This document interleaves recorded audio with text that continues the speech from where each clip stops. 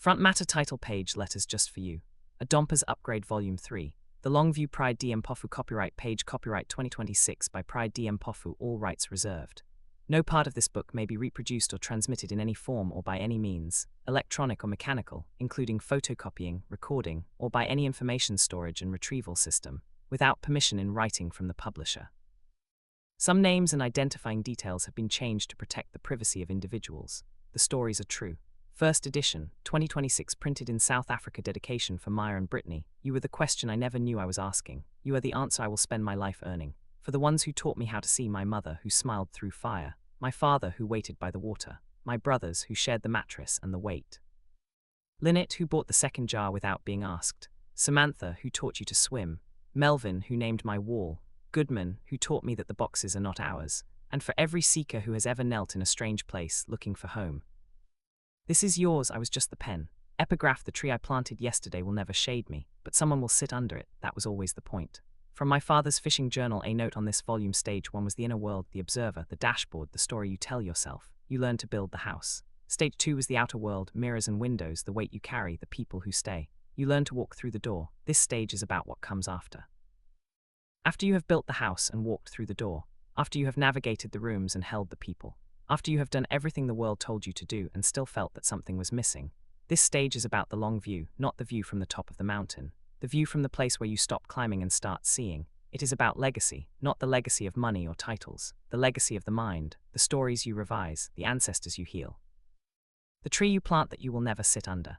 It is about the question that Volume 1 and Volume 2 could not answer because you were not ready to hear it. Who are you really when you stop looking for who you are? This volume does not give you a new set of tools. It shows you that the tools you already have are keys to a door you did not know existed. Read slowly. Read more than once. Write in the margins. Argue with me if you need to. These are not instructions. They are an invitation to wake up. Come sit by the water. Pride D. Mpofu, Johannesburg, 2026. Something to remember before you begin. You have been seeking all your life. First for safety, then for love, then for meaning. This volume will not give you meaning. It will show you that you were never separate from it. The water is deep. The tree is old. The door was never locked. Let us walk. A letter from your sister, my love. Before you read a single letter, I need to tell you how this volume came to be. I was stuck. Volume 2 was nearly finished, but the final chapters would not come. I knew Volume 3 had to be about something I had been avoiding, about religion, about the maps we inherit, about what happens when you stop looking for God in buildings and start finding him in your own skull. But I could not find the door. Every draft felt like a lecture. Every page felt like I was trying to prove something. Then I had a conversation with your sister Brittany. I asked her about Gogo. She was Catholic in a sense, I said. Brittany nodded. Yes. But she always told me not to catch the Bible for every religion. Not to catch the Bible. That phrase stopped me, because that is what we do, isn't it? We catch things, we grab hold of maps and carry them around, using them to measure everyone else. Your grandmother knew better. She said, don't catch the book, don't use it as a weapon or a cage. Let it be. I asked Brittany, if someone asked you what you believe in your own words, what would you say? She did not hesitate. I believe Christianity was introduced to us during colonization. It's like we were brought into something that wasn't originally ours and made to believe in it. African spirituality takes us back to the ancestors, back to indigenous belief. I told her that was accurate, very accurate. She kept going, she was on a roll. For example, Indians have their own religion. Muslims have Islam, Hindus have Hinduism, they have their own belief systems. So imagine if people from another country came and took over South Africa and we had to adjust to their religion because they colonized us. We would end up believing what they believe. She was teaching me. Again, I asked her what African spirituality looks like, how it is different. We focus more on the roots, we don't really use the Bible or those kinds of codes. Gogo always told me not to catch the Bible for every religion. I asked her, African spirituality, how does that look? What do you mean? She thought for a moment. Then she said, African spirituality makes more sense for me. Not to me, for me. She touched the top of her head absent-mindedly, like she was feeling for something. I didn't ask, but I recognized the gesture. Crown does not need words. It knows when it is opening. I looked at her. I realized what was happening. She was not rejecting Christianity with anger. She was trying to find coherence. She was searching for alignment, not rebellion. She was asking the same questions I had asked for years. The same questions her grandmother had asked in her own way. You know what you just did? I said. She did not know. She was just thinking out loud, but I knew she had just given me the door. She had shown me that the questions did not end with me, that awareness moves through people, that the chord of relatedness is not just backward, it is forward, that inheritance is no longer passive. The pattern is becoming conscious. I had been writing Volume 3 about the long view, about legacy, about waking up to who you really are, but I did not have the doorway. She handed it to me. A daughter beginning to question inherited structures. A father realizing that she is now building her own map. That is why this volume exists, not because I have answers, because the questions are still alive, because they move through us from grandmother to mother to daughter, from father to child, from child to the ones who come after. You will hear echoes of this conversation in the letters that follow. You will find threads of it woven into the chapters on Ukama, on Golgotha, on the pruning shears, on waking up. But I wanted you to hear the source first, the living moment, the real voice. Your sister taught me something that day. She taught me that the long view is not about what I leave behind. It is about what wakes up in you. With love, Dad, this conversation is the doorway. The letters that follow are the rooms. A note on language before you read. You will encounter words in these letters that may be unfamiliar. Isidima, Ukama, Kamagu, Akeke, Idlozi. They are not foreign. They are the soil of this land, the language of the ancestors who never left. I have not translated them into English because some things cannot be carried across borders. Instead, I have let them breathe in their own air, trusting that you will come to know them the way you come to know a person, not by definition, but by encounter. If a word stops you, sit with it. Let it land. That is not confusion. That is the beginning of remembering. End of front matter. Letter 1. The map is not the territory, my love. I remember the cold of the cathedral floor. The stone pressed through my trousers. I thought God was far away. I have knelt in cathedrals where the incense was so thick it felt like fog. The stained glass threw colored light across the floor, and I thought, He is here. He is somewhere in this building. If I just pray hard enough, He will hear me. I have raised my hands in Pentecostal churches where the singing shook the floor. The woman next to me spoke in a language I did not understand, and the usher fell backwards as if pushed by an invisible hand. I thought, this is power. This is the Spirit moving. I have sat on prayer mats with Muslim brothers who taught me that the word Islam means surrender. We faced the same direction. We bowed as one body. I thought, this is submission. This is how you reach the one. I have listened to the drum of the sangoma, watched the bones fall, smelled the Mpofu burning in a tin. The old woman closed her eyes and spoke of ancestors who were not at peace. I thought, this is ancient. This is the soil of my land speaking. But for years, the silence was empty. I would sit in the dark and feel nothing. I thought the maps had failed me.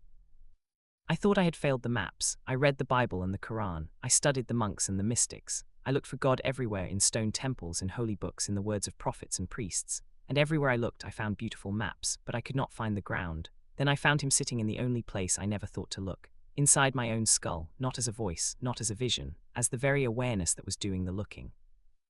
But here is what I did not know then. The skull is not a tomb. The elders of this land called it Akeke, the crown of the head, the place where the spirit enters the body, not where it dies. When a baby is born, that spot is soft, open, still connected to the unseen world. As the child grows, it closes, not fully, but enough to live in the physical, enough to forget. Then one day the ancestors decide you are ready, or the spirit decides, or the season shifts. And that closed gateway begins to open again. You feel it, pressure at the crown, a tingling, a heat that does not come from fever, an electricity that moves down through your neck, your spine, your chest. I felt it for the first time in that small room in Bramfontein, not knowing what it was, only knowing that something was waking up. I tell you this not to dismiss the churches or the mosques or the drums. I tell you this because I spent years walking through different maps, trying to find the place they were all pointing to. I thought it was a place out there, a heaven, a paradise, a throne room. It was inside me the whole time, and it is inside you too. You have heard people say, you are the temple of the Holy Spirit. You have heard the Kosa elders say, Umzimba wako ungumuzi wakoko, your body is the home of the ancestors. You have heard the Muslims say, Allah is closer to you than your jugular vein. They are all saying the same thing, they are just drawing different maps. The Nguni elders call the raw stuff of the universe Umoya, the animating breath, not air, not wind, the formless awareness that was here before the mountains, before the rivers, before the first drum beat. Umoya is not something you find, it is what is doing the finding. It is the breath you are breathing right now as you read these words. But before *Umvalinkangi, the one who appeared first, there was *UH the primordial reed bed. The cosmic swamp of unmanifested potential, not a place, not a thing, the formless ground where all stories are born and where all stories return to be revised. When you sit in the dark and feel nothing, no shape, no color, no location, you are touching *UH That is not emptiness. That is the well before the first drawing. The Islamic tradition preserves a holy saying, whispered from the source to the seeker. I was a hidden treasure, and I loved to be known, so I created the creation that I might be known. That is UH, my love, the infinite, unmanifested potential that yearned to see itself. You are not an accident, you are the treasure waking up. You breathe that breath, not because you are special, because you are it. The money you want, the career you dream of, the peace you seek, they are not outside you waiting to be found. They are already breathing inside your own awareness. Umoya has no distance, it only has attention. When you understand this, you stop begging the universe for things. You stop begging God for things. You stop begging the ancestors for things. You start turning inward, feeling the breath that is already holding everything you desire and stepping into its flow. The problem is not the maps. The problem is when we mistake the map for the territory, when we argue over the shape of the paper while ignoring the ground beneath our feet. I found that the awareness reading these words, the quiet, observing presence that is not the words themselves, not the paper, not the light, that awareness is the only thing that has never changed in your entire life. Your body has changed, your thoughts have changed, your feelings have changed, the world around you has changed. But the one who is aware of all that change has never changed. That is what the Catholics call the soul. That is what the Muslims call the Ra. That is what the Sangoma calls the Inyoni Yamoya, the bird of the spirit that flies through the unseen. And that is what I call the I Am. Not a name, not a title, just the raw fact of your existence. The one thing you cannot doubt, I am. When the prophet Moses stood before the fire that did not consume, he asked for its name. The voice did not say God of Abraham or Lord of armies. It said, Aa Asher Aa, I am that I am. Not a title, not a religion, just the raw, unshakable fact of being. The same I am that lives in your chest. Before you are a daughter, before you are a sister, before you are South African, Zulu, Christian, or anything else, you are I Am. That is the territory. Everything else is a map. I remember the moment I realized this. I was sitting in a small room in Braamfontein. The window was open, a taxi hooted in the distance. I had been reading a book, not a holy book, just a book, and I came across a sentence that stopped me cold. The words said that I was not carrying a soul inside my body.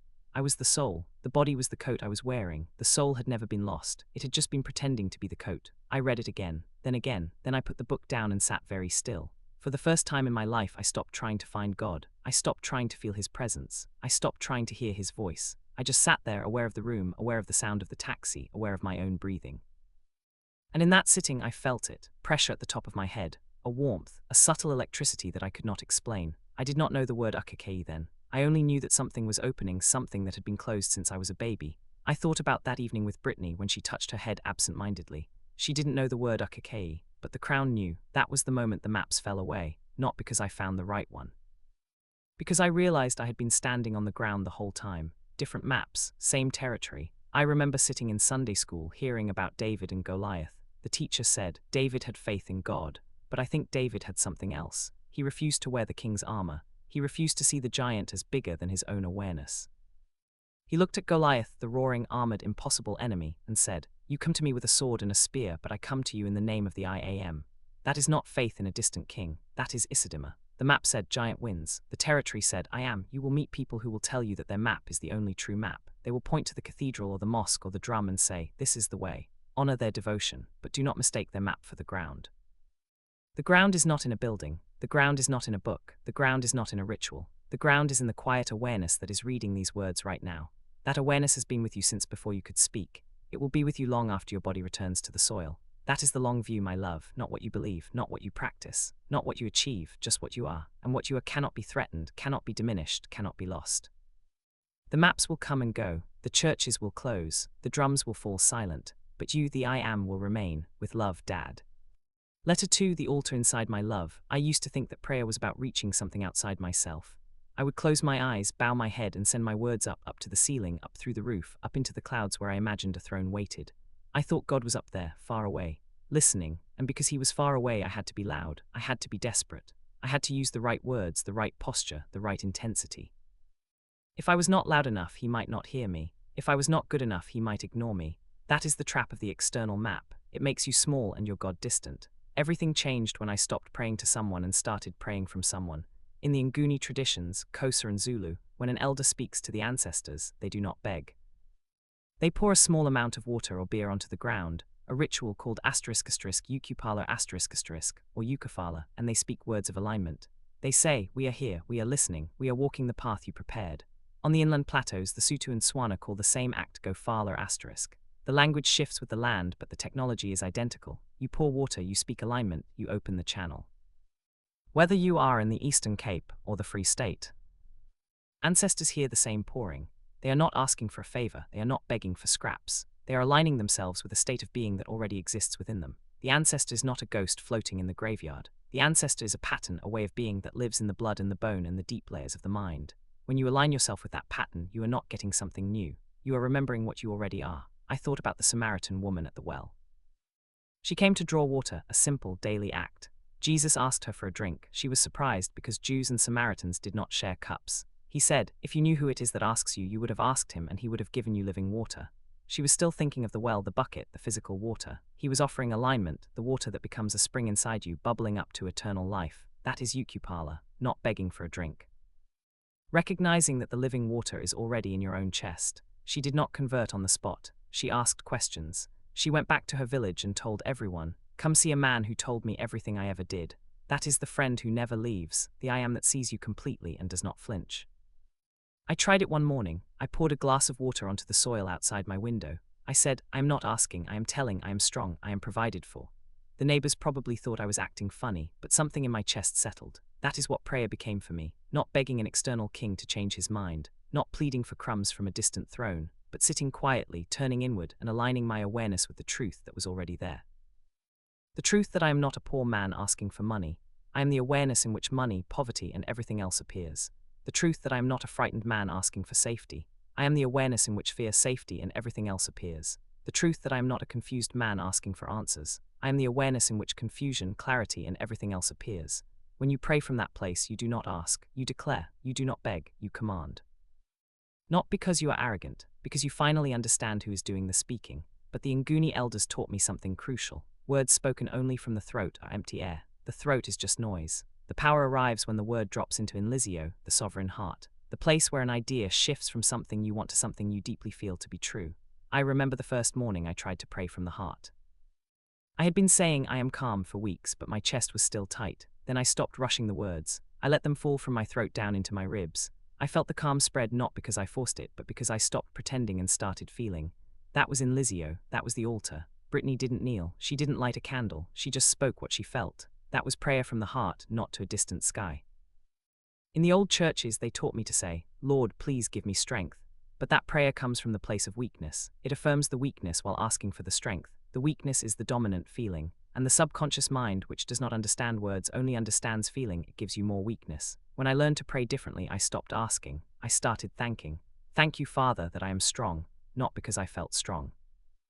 Often I felt weak, tired, afraid, but I said it anyway. I said it until the feeling of strength began to rise. I said it until the weakness lost its grip. That is not pretending. That is Mpala, pouring out the old water of limitation and speaking the new water of alignment until the subconscious mind accepts it as true. You have your own altar, my love. It is not in a church. It is not at the foot of a statue. It is not on a prayer mat facing Mecca. It is the quiet moment before sleep, when the world is dark and your body is still. It is the first moment of waking, before the noise of the day rushes in. It is the space between two thoughts, where you can feel the presence of the one who is aware. That is your altar, and the priest who stands at that altar is you, not the you that has a name and a history and a list of failures. The deeper you, the I am, the one who has been watching quietly since you were small. That is the only priest you will ever need. I remember a night when I was young, desperate, and alone. I had no money for rent. The calls were coming. The letters were piling up. I dropped to my knees beside my bed, not because I believed, but because I had nowhere else to go. I closed my eyes. I started to beg. "Please, God, please," and then I stopped. Because in the middle of the begging I heard a whisper, not a voice but a knowing. "You are not begging a king. You are the king pretending to be a beggar. Stop the play." I did not understand then. I do now. The altar is inside you. The king is inside you. The kingdom is inside you. You do not need to travel to find it. You do not need to convert to find it. You do not need to master any complex technique to find it. You just need to sit still long enough to remember. When you sit in that silence, you are not making your mind empty. The Zulu call that state Ukathula, not the absence of noise, but the dense, heavy settling of your soul after dropping its burdens. The dust after the storm is not light. It is heavy with rest. True silence is not a vacuum. It is the immense, unshakable weight of your divine awareness finally resting on the floor of reality. The altar is not a place you visit. It is the ground you never left. With love, Dad, Letter 3, the Incarnation of You, my love. One of the deepest mysteries of the Catholic faith is the Incarnation, the belief that God became flesh, that the infinite, uncreated, invisible source of all things took on human form and walked among us. As a boy, I took this literally. I imagined a bearded man in the sky sending a part of himself down to earth in the shape of a baby. It was beautiful, but it was also distant. It happened 2,000 years ago in a land I had never seen, to people I would never meet.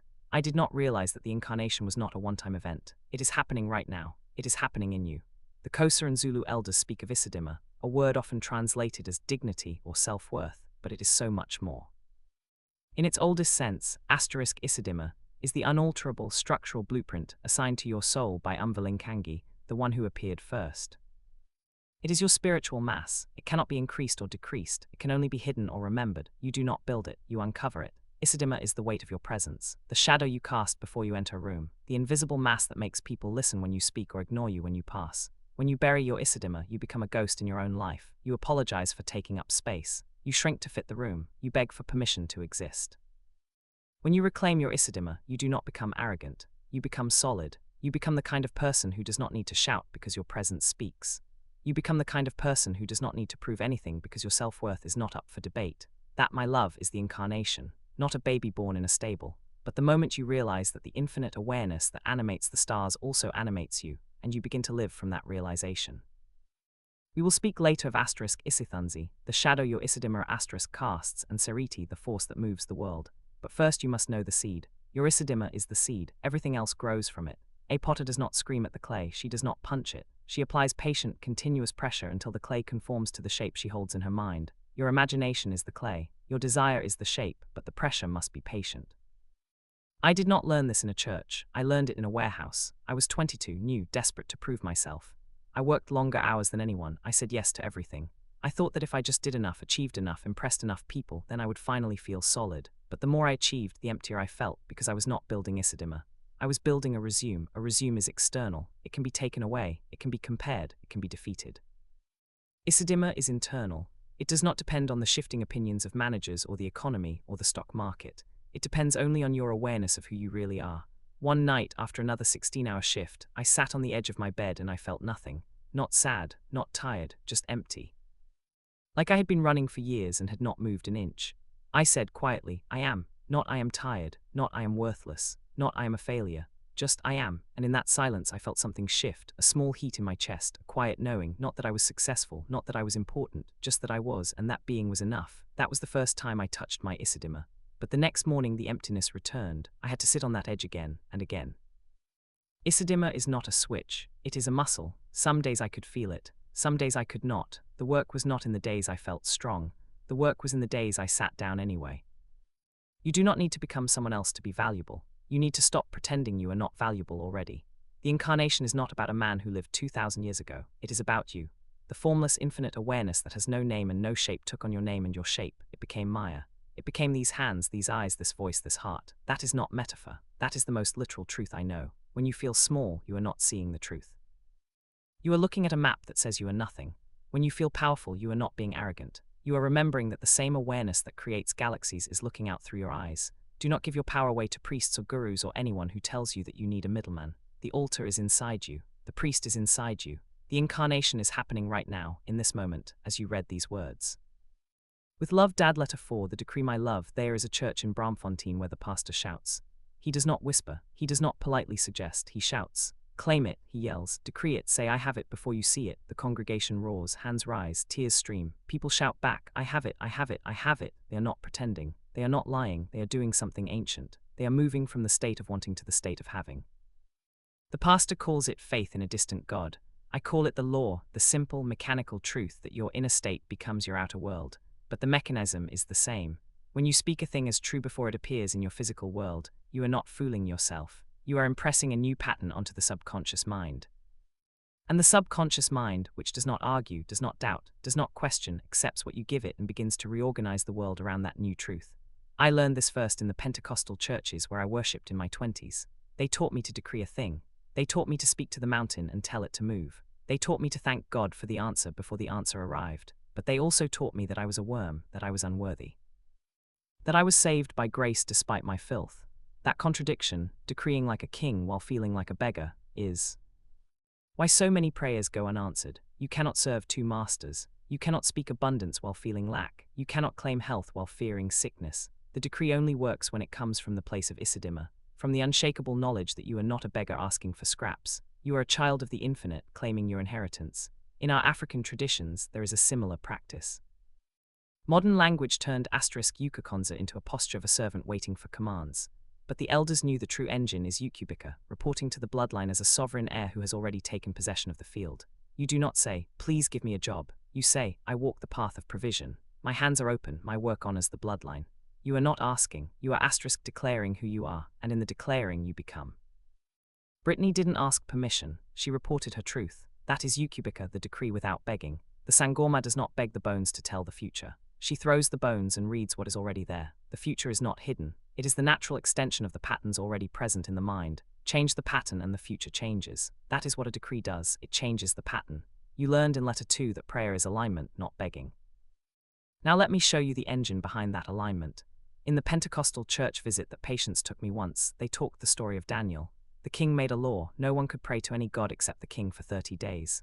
Daniel went home, opened his window toward Jerusalem and prayed 3 times a day just as he always had. He did not beg God to save him. He did not negotiate. He did not ask permission. He just prayed. That is Eucubica reporting to the bloodline, declaring his alignment, not begging. The lions did not harm him, not because God changed the lions, but because Daniel did not see himself as prey. The decree works when you are already living from the answer, not asking for it. A decree spoken only from the throat is cold. It has no heat. The sand know that the fire, they call it n/**, lives in the pit of the stomach and the base of the spine. Cold, still, waiting.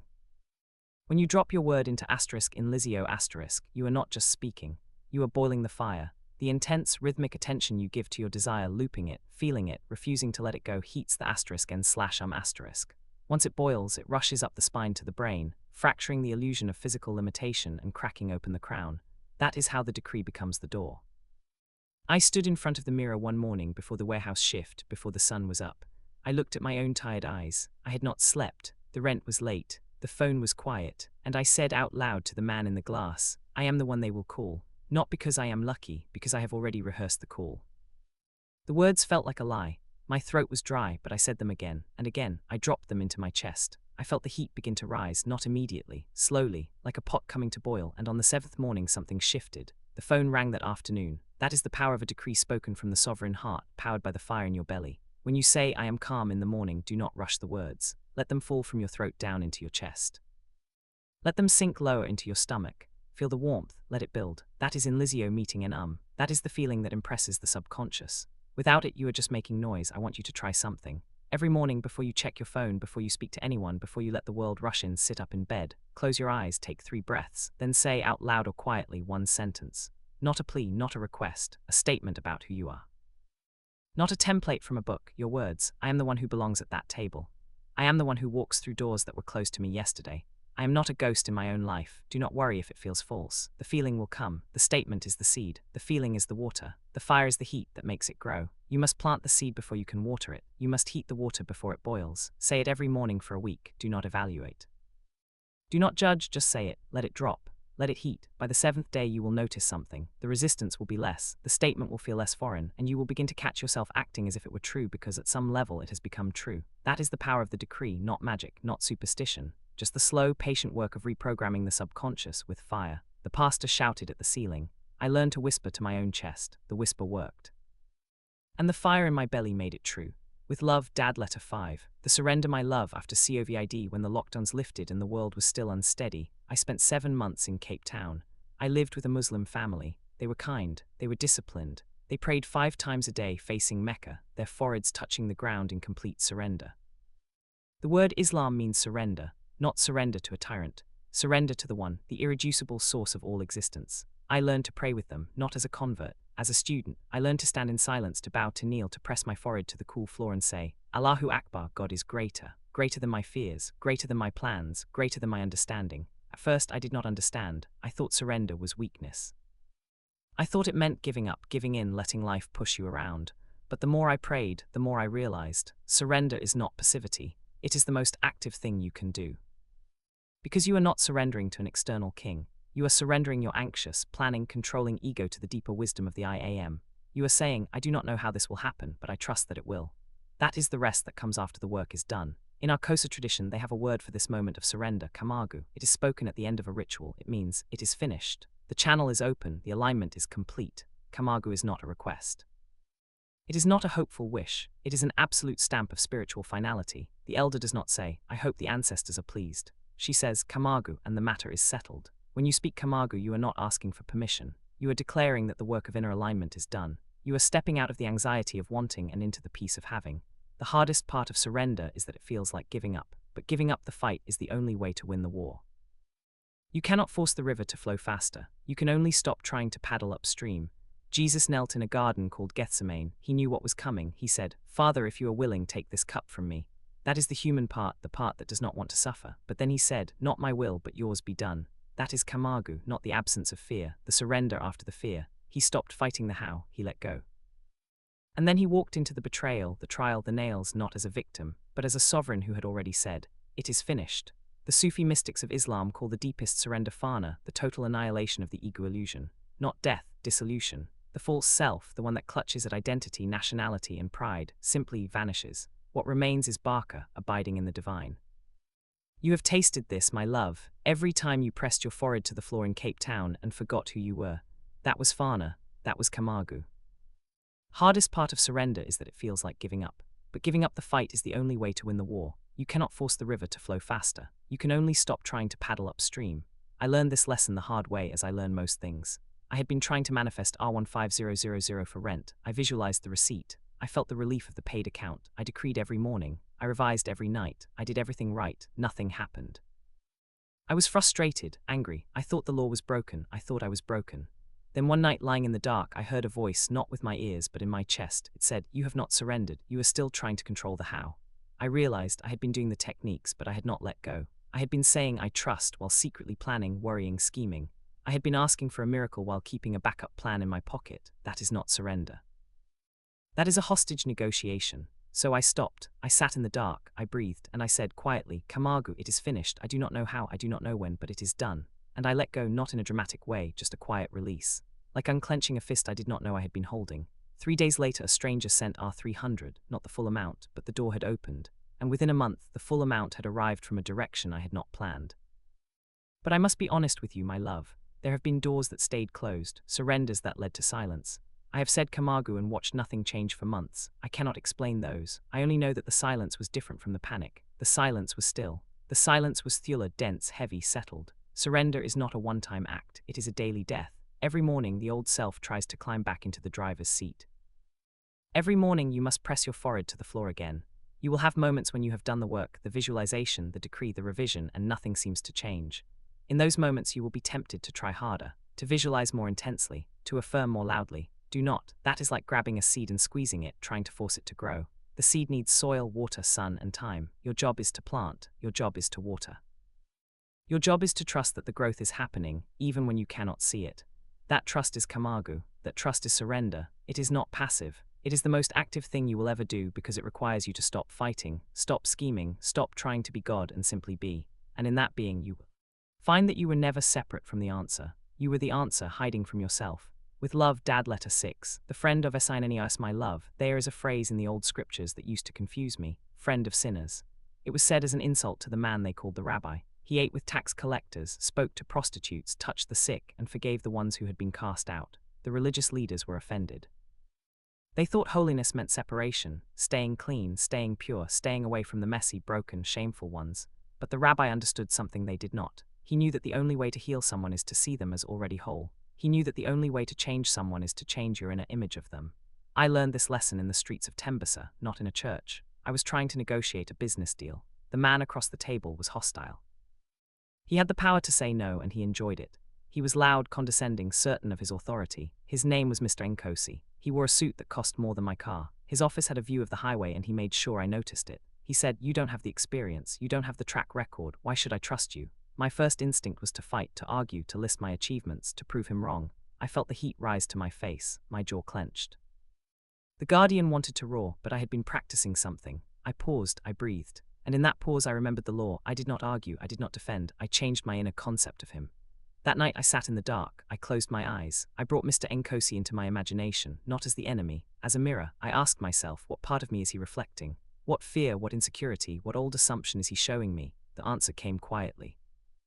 He was reflecting my own belief that I was not enough, my own childhood story that I had to prove myself to be worthy. He was not the enemy, he was a mirror. What I saw in him was what I had not yet healed in myself.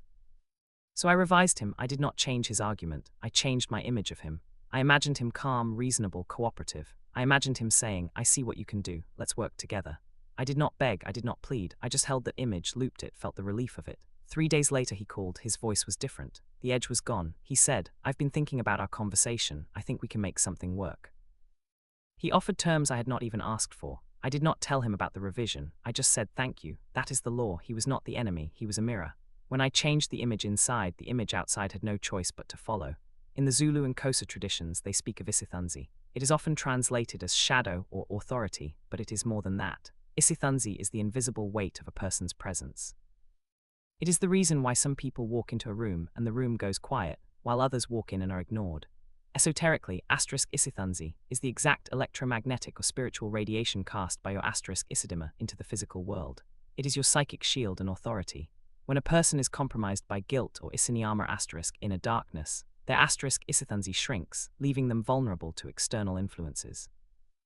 Isithunzi is not given by a title. It is not earned by achievement. It is the natural expression of a person who knows who they are. When Mr. Nkosi shouted at me, he was not exercising Isithunzi. He was compensating for its absence. He did not know who he was, so he tried to prove it through volume and position. That is why the revision worked. I did not fight his compensation. I looked past it to the man underneath, the man who was already looking for a reason to say yes. I held that image until it felt more real than his shouting. That is what the friend of sinners does, not condoning the miss, looking past the miss to the original blueprint, seeing the person as already whole. I learned this from a woman in our street. She had been gossiped about, shunned and cast out. The neighbors whispered. The church closed its doors. She sat on her stoop alone, day after day, watching the world walk past. Your grandmother did not join the whispering. She sat with her. She brought her tea. She listened. She did not judge the gossip. She did not repeat it. She simply saw the woman as already whole, already worthy, already loved, already home. Years later, that woman became the one who fed the neighborhood during the strike. Her kitchen was the only one that stayed open. She became a friend of sinners because your grandmother had been a friend to her. That is the law. Not forgiveness as a moral duty, not kindness as a command, but the simple, radical act of seeing the original blueprint in someone who has forgotten it. I thought about Brittany again. She looked past the blueprint of colonization. She was being a friend to herself first, just like the religious leaders were offended by Jesus because he ate with tax collectors and sinners. One of them was a man named Zacchaeus, short, wealthy, despised. He climbed a tree to see Jesus, tax collector as he was, the ultimate enforcer of the empire's debts and borders. Zacchaeus was a man of short stature, the perfect description of an ego shrunk small by the pursuit of accumulation. Trapped in the dense crowd of worldly survival, he could not see the truth, so he climbed a sycamore tree, elevating himself to the branch of the observer. And from that high note of awareness, the voice of the source looked up and said, "I am staying at your house today."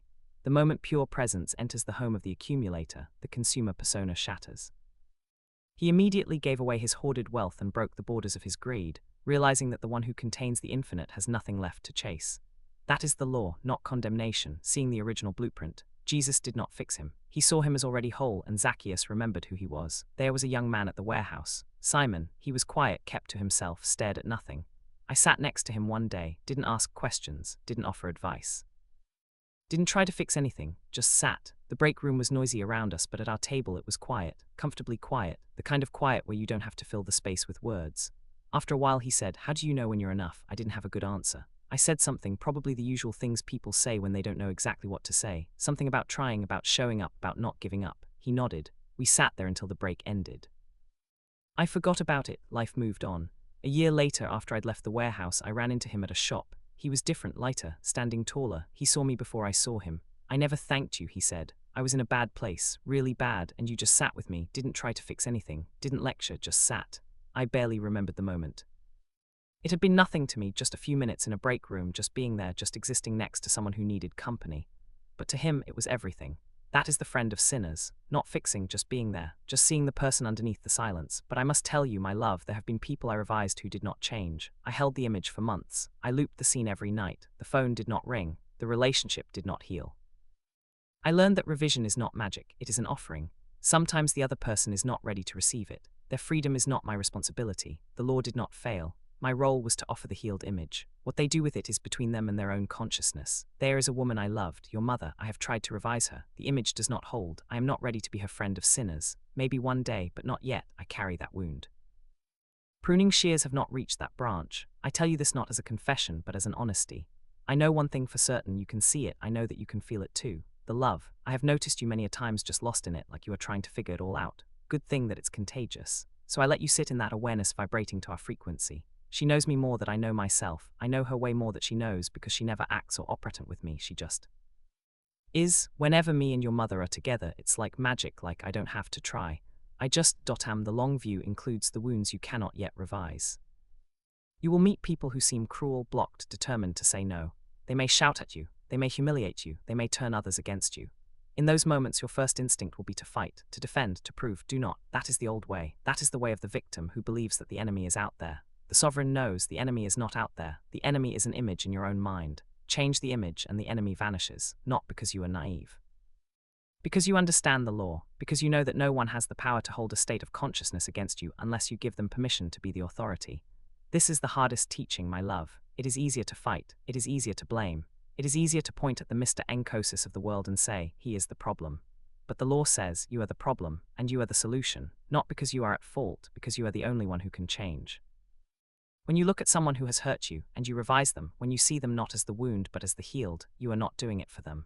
You are doing it for you. You are freeing yourself from the prison of your own image. The Kosa elders say, Yumantu and Gumantu and Gabantu.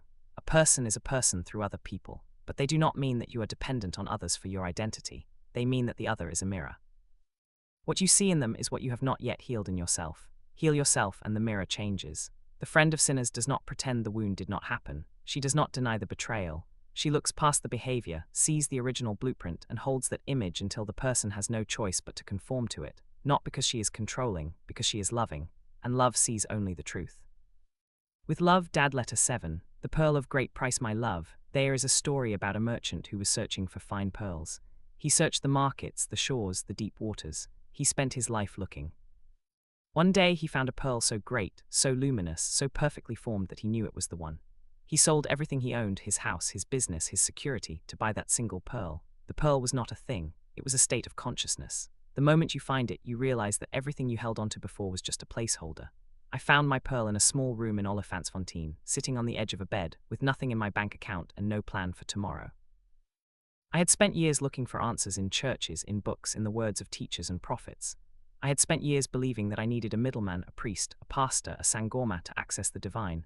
That is not the pearl, that is the market stall. The pearl is the realization that you are the one you have been seeking. The pearl is expensive, not in money. In everything you have to sell to buy it. You have to sell the belief that you are a victim of your circumstances. You have to sell the belief that you need permission from anyone outside yourself. You have to sell the belief that your past determines your future. You have to sell the belief that you are separate from the source of all life. These beliefs are not evil, they are just expensive. They cost you your peace, your power, your creativity. They keep you searching in the market when the pearl is already in your pocket. The pearl is the knowledge that your own consciousness is the only reality. That the I am inside you is the same I am that spoke through every prophet, every scripture, every drumbeat. When Brittany said, African spirituality makes more sense for me, she was selling something. She was selling the belief that Christianity was the only truth. She didn't burn the Bible, she just stopped carrying it as the only map. When you know that, you stop looking for answers outside yourself. You stop begging, you stop blaming, you stop waiting for permission. You simply are. And in that being you create. But here is the thing no one tells you about the pearl. There is a night somewhere on the journey when the price feels too high. I remember that night. I had been sitting in the silence for months. I had revised my past. I had decreed my future. I had rested in the Sabbath, and nothing moved. The door stayed closed. The phone did not ring. The money did not come.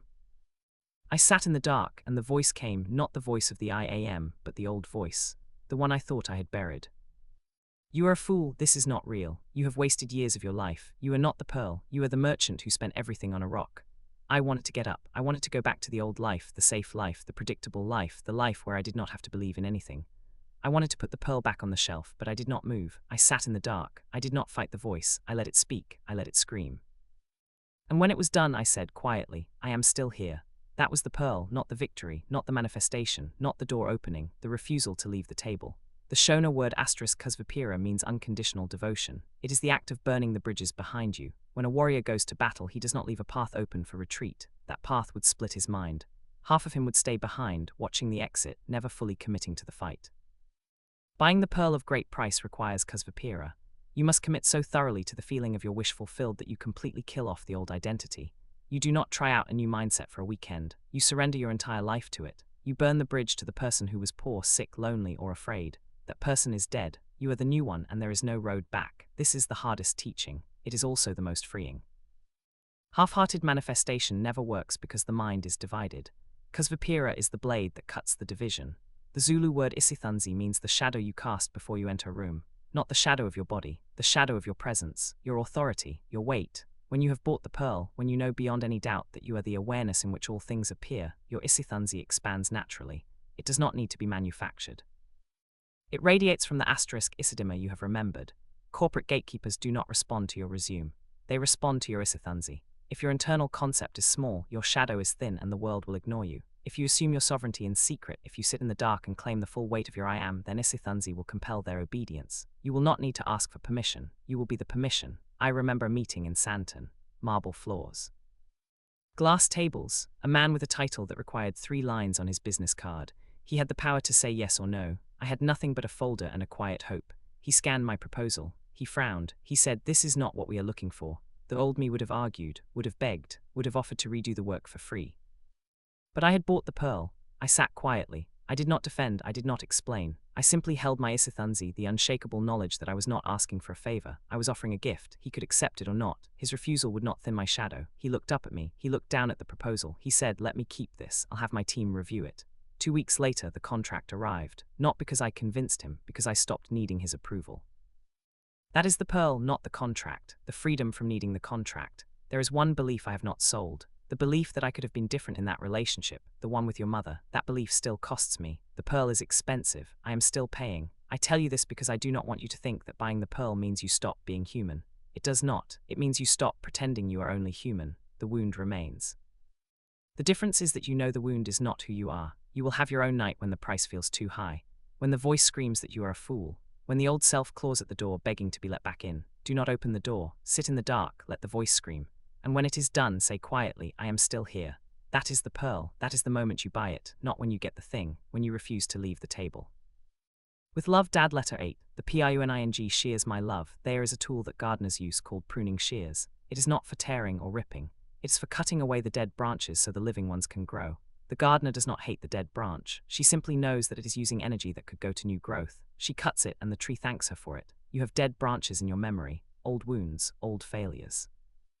Old stories that you replay like a broken record. They are not serving you. They are using up the energy that could be going to your future. You cannot change the past by wishing it away, but you can revise it. You can take the pruning shears of your imagination and cut away the dead growth.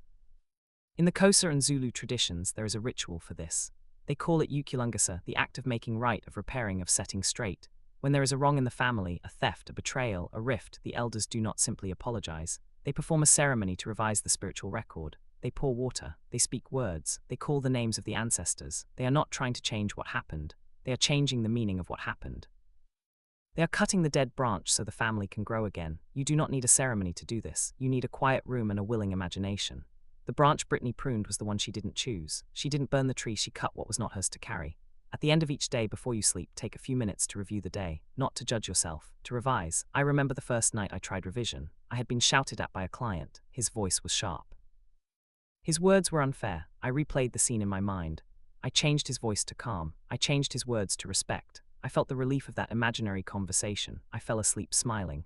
The next day he called to apologize. I did not tell him about the revision. I just said, "Thank you. Someone was harsh with you. Revise it. See them speaking kindly. Feel the relief of that kindness. You made a mistake. Revise it. See yourself handling the situation with grace. Feel the satisfaction of competence. You felt afraid. Revise it. See yourself calm and confident. Feel the ease of that confidence. This is not lying to yourself. This is pruning. You are cutting away the dead emotional responses that are blocking your growth. I learned this from a friend I almost lost. We had a fight, not a small one, a wounding one. Words were said that could not be unsaid. For months, I replayed the fight in my mind. I rehearsed all the things I should have said, all the ways I was right, all the ways he was wrong. I was watering the dead branch, and it was growing not into healing but into bitterness. Then one night in the dark, I tried something new. I revised the fight. I imagined us sitting calmly, listening to each other, apologizing, laughing. I felt the relief of that imaginary resolution. His voice on the phone had been cold. I did not fight it. I had already revised the scene so many times in my imagination that the coldness felt like an echo, not the truth. I did not do this to change him. I did it to change me. The next day I called him. He was cold at first, but I was not the same person who had been replaying the fight. The bitterness was gone. The need to be right was gone. He felt it. We talked. We healed. Not because I changed the past. Because I changed the emotional residue of the past that was living in me. The Zulu word ukafenduka means a radical 180-degree turn. True ukafenduka requires no tears, no guilt, no confession. The missionaries stole this word to sell you shame. But ancestrally the word is completely mechanical and spatial. It means a literal, structural pivoting of the physical and mental orientation of the self. You turn your back on the problem. You anchor your eyes on the light of your new reality, the paid account, the full fridge, the peaceful sleep. You do not look back. This is not denial. This is the most active form of warfare. The problem only lives because your attention feeds it. Ukafenduka is the decision to stop feeding the wolf and start feeding the forest. In Sunday school I learned Jonah ran from his calling, very stout that when he boarded a ship going the opposite direction. The storm came. The sailors threw him overboard. A great fish swallowed him. 3 days in darkness, not a punishment, but a womb, the tomb that is not empty. In the belly of the fish, Jonah turned. He prayed not for rescue, but in recognition. I have been banished from your sight, yet I will look again toward your holy temple. That is Ukafenduka, the 180 degrees turn. He did not ask the fish to spit him out. He turned his face toward the light, and the fish vomited him onto dry land, not because he begged, because he turned. You will have memories that feel permanent, wounds that feel unhealable, sins that feel unforgivable. Take out the pruning shears, sit in the silence, see the memory as a scene on a stage, then change the scene, change the dialogue, change the ending. Do it until the old memory loses its charge. Do it until you can think of that event without the tight chest, the hot face, the clenched jaw. That is not denial. That is the most honest thing you can do.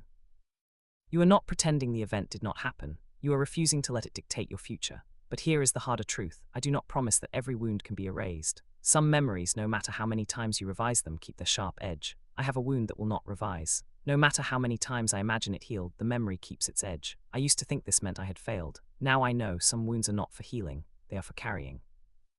The long view is not the absence of pain.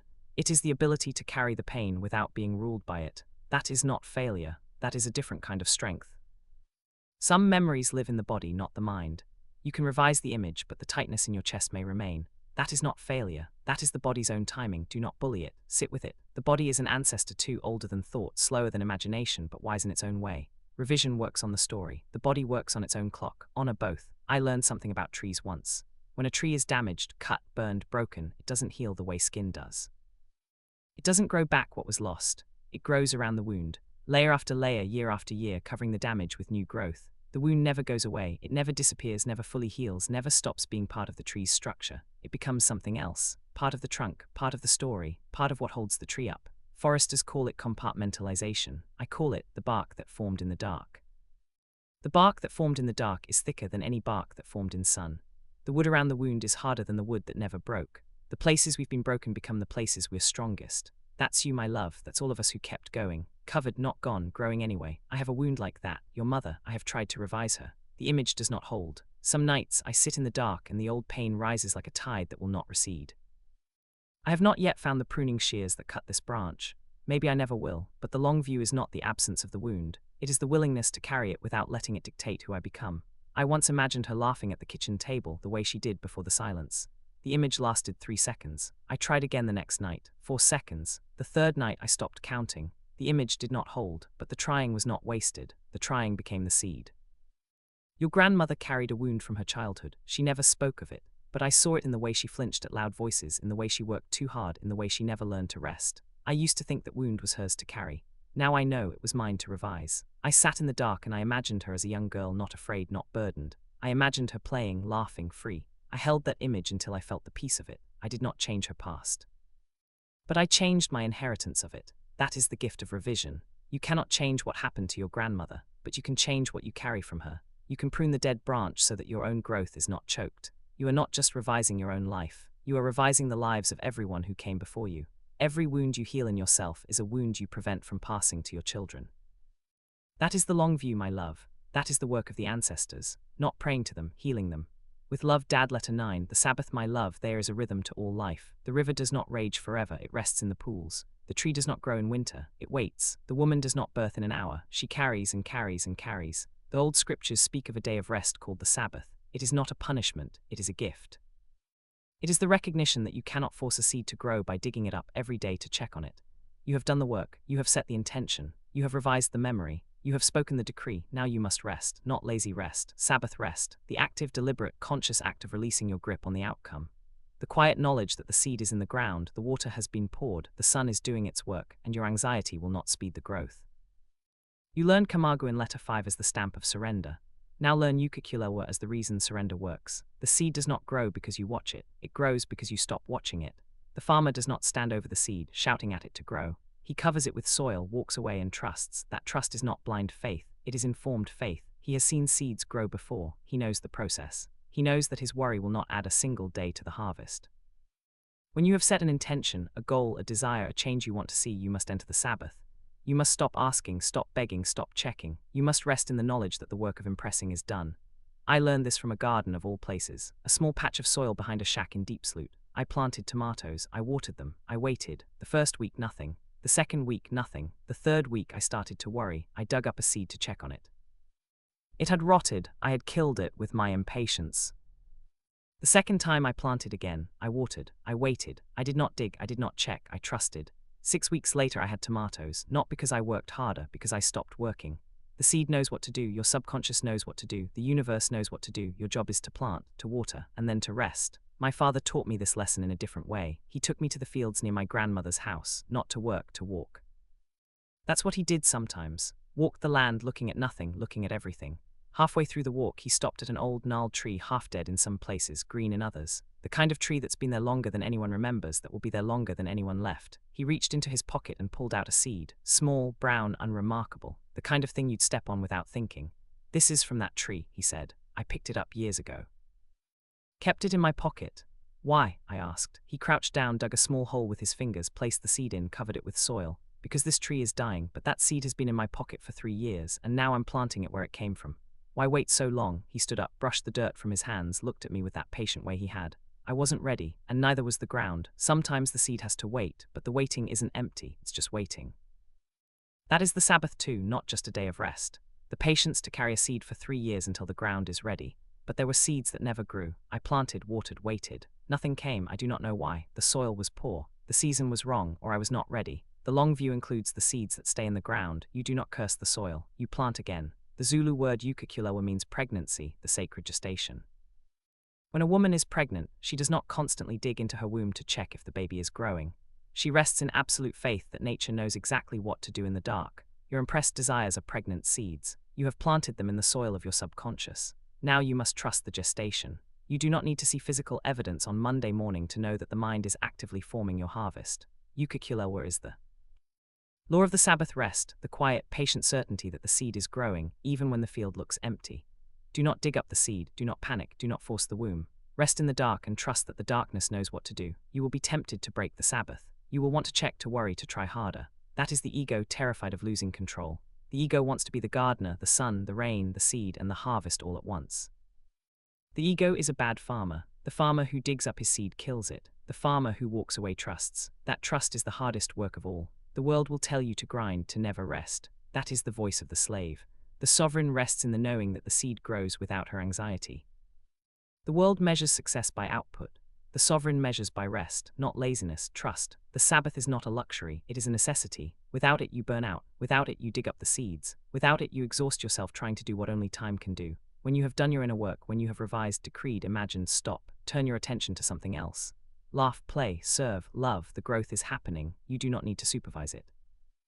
Your grandfather was a fisherman. He would cast his line and then sit. He did not pull the line every minute to check if a fish had bitten. He knew that the fish would come or they would not. His anxiety would not summon them. He taught me the Sabbath before I had a name for it. He would sit by the water, rod in hand, coffee with whiskey steaming beside him, and he would wait, not impatiently, not anxiously, just present, trusting. The fish came, not because he willed them. Because he created the conditions and then got out of the way.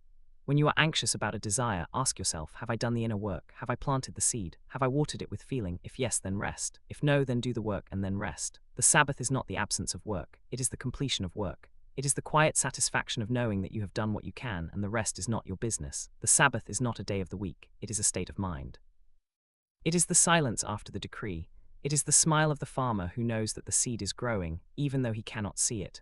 Rest in that knowing, my love. The harvest is coming. But if you dig up the seed, do not blame the seed. Blame the hands that could not wait. With love, Dad, letter 10. The law and beyond my love, there is a distinction that took me years to understand. It is the difference between using your mind to get things and waking up to who you really are. Most of what I have taught you so far has been about getting things, getting clarity, getting peace, getting doors to open, getting relationships to heal, getting money to flow. That is the law. It is real. It works. It is not shallow or greedy to want a good life. The law is the mechanism by which consciousness expresses itself. But there is something beyond the law, something that makes the law look like kindergarten. I call it waking up. Waking up is not about getting anything. It is about realizing that you are the one who was getting and that you were never separate from the giver. Waking up is the end of the dream of separation. It is the knowledge that you are not a drop in the ocean. You are the entire ocean in a drop. David saw the giant as a shadow. Daniel saw the lions as himself. That is waking up, the collapse of scale and separation. The law gives you things. Waking up gives you everything by showing you that you already had it. I spent years using the law. I manifested jobs, money, relationships, healing. It worked, it works, the law is real. But every time I got what I wanted, the satisfaction faded. The hunger returned. The next desire rose. The wheel kept turning. The law is not a trap, it is a school. It teaches you that you are the cause, not the effect. It teaches you that your consciousness is the only reality. It teaches you that the world is a mirror, not a master. But the law cannot teach you the final lesson. The final lesson is not about getting, it is about being. The final lesson is that you are not the one who manifests. You are the awareness in which manifestation appears. You are not the dreamer who controls the dream. You are the dreamer who is the dream. That is waking up. Brittany woke up to something. She saw that the religion she was born into was inherited, not chosen. That was the first step of waking, not rejecting, seeing. I remember the year the law seemed to stop working. I had been practicing for years. I could manifest small things easily, a parking spot, a conversation, a small sum of money. But the big things would not move. The door stayed closed. The phone did not ring. The money did not come. I revised. I decreed. I rested. Nothing changed. I was angry. I thought I had broken the law. I thought I had missed some secret instruction. I read more books. I listened to more teachers. I tried harder. Nothing. One night I sat in the dark, not to practice, not to manifest, not to do anything. I sat because I had nowhere else to go. I was too tired to try anymore. I said out loud, I don't care anymore, not because I don't want it, because I am tired of pretending I am not already whole. The relief came before the result. That relief was waking up. Not the door opening, the freedom from needing the door to open, not the money arriving, the peace that did not depend on money, not the relationship healing, the knowledge that I was already loved, already held, already home. Let me be clear, waking up is not a reward for mastering the law. I used the law for years before I woke up. But I have met people who never studied any technique, never revised a single memory, who woke up in a moment of grace. Waking up is not earned, it is given, but the law prepared me to recognize it when it came. The law gives you things. Waking up gives you everything by showing you that you already had it. In the Zulu tradition, they speak of Umvalinkangi, the one who emerged first, the one who appeared before everything, not a grandfather in the sky. The primordial source that stepped out of the cosmic reeds before any thought, identity, nation, or limitation existed. When you sit in the silence and feel the awareness that has no shape, no color, no name, that is Umvalinkangi, not a distant ancestor, the ground of your own being, the I am before I am Maya, before I am South African, before I am afraid. The raw, unconditioned awareness that has been watching quietly since before you could speak. But before *Umvalinkangi, there was *UH the reed bed, the cosmic swamp, the place where even the one who appeared first emerged from. That is where you go when you stop seeking, not into nothing, but into the formless well where all stories are born and revised. That is waking up, not a destination, a remembering. I remember the moment I woke up, not a dramatic vision, not a voice from the sky. Just a quiet Saturday afternoon sitting on the edge of the bed doing nothing. I was not meditating, I was not praying, I was just sitting, breathing, not trying to achieve anything, not trying to feel anything, not trying to be anything. And in that sitting, something shifted, not in the room, in me. I realized the one who had been seeking all these years was not the real me. The real me was the one who had been watching the seeker. The real me had never been lost, it had just been pretending to be lost for the joy of the game. I laughed, not a loud laugh, a quiet laugh, the laugh of someone who has been looking for their glasses while wearing them. That is waking up, not a destination, a homecoming. Waking up did not erase my wounds. I still carry your mother in my chest like a stone. But the stone is different now. I know it is not who I am, it is something I am carrying. The carrying is lighter because I know the difference. You will have your own moment, my love. It may not look like mine. It may come in a church, a mosque, a drum circle, or a quiet room with no windows, but it will come. Because waking up is not something you achieve, it is something you stop running from. When it comes, you will laugh, not at the world, at yourself, at the beautiful absurdity of seeking what you never lost. And in that laugh you will be free, not free to get more things, free to stop needing things, free to rest in the knowledge that you are already home. But now you are awake, and the world is still asleep. The taxi rank is still loud, the economy still shifts. The people you love still forget who they are. What do you do with that? Waking up is not a place to stay. It is a door to walk back through. Let us walk. With love, Dad. Letter 11, the crown that opens. My love, the Western scriptures speak of a hill called Golgotha, the place of the skull. They say a man was crucified there 2,000 years ago. I used to think that story was about a place far away, a time long past, a man who was different from me. I was wrong, not about the man, about the geography. Golgotha is not a hill in Israel. It is the place inside your own head where the old self dies. The crucifixion is not a historical event. It is the moment you stop identifying with the limited, fearful, grasping self, and wake up to the one who has been watching all along. But the elders of this land knew a different geography. They called it Ukakei ***, the crown of the head, the place where the spirit enters the body, not where it dies. When a baby is born, that spot is soft, open, still connected to the unseen world. As the child grows, it closes not fully, but enough to live in the physical, enough to forget.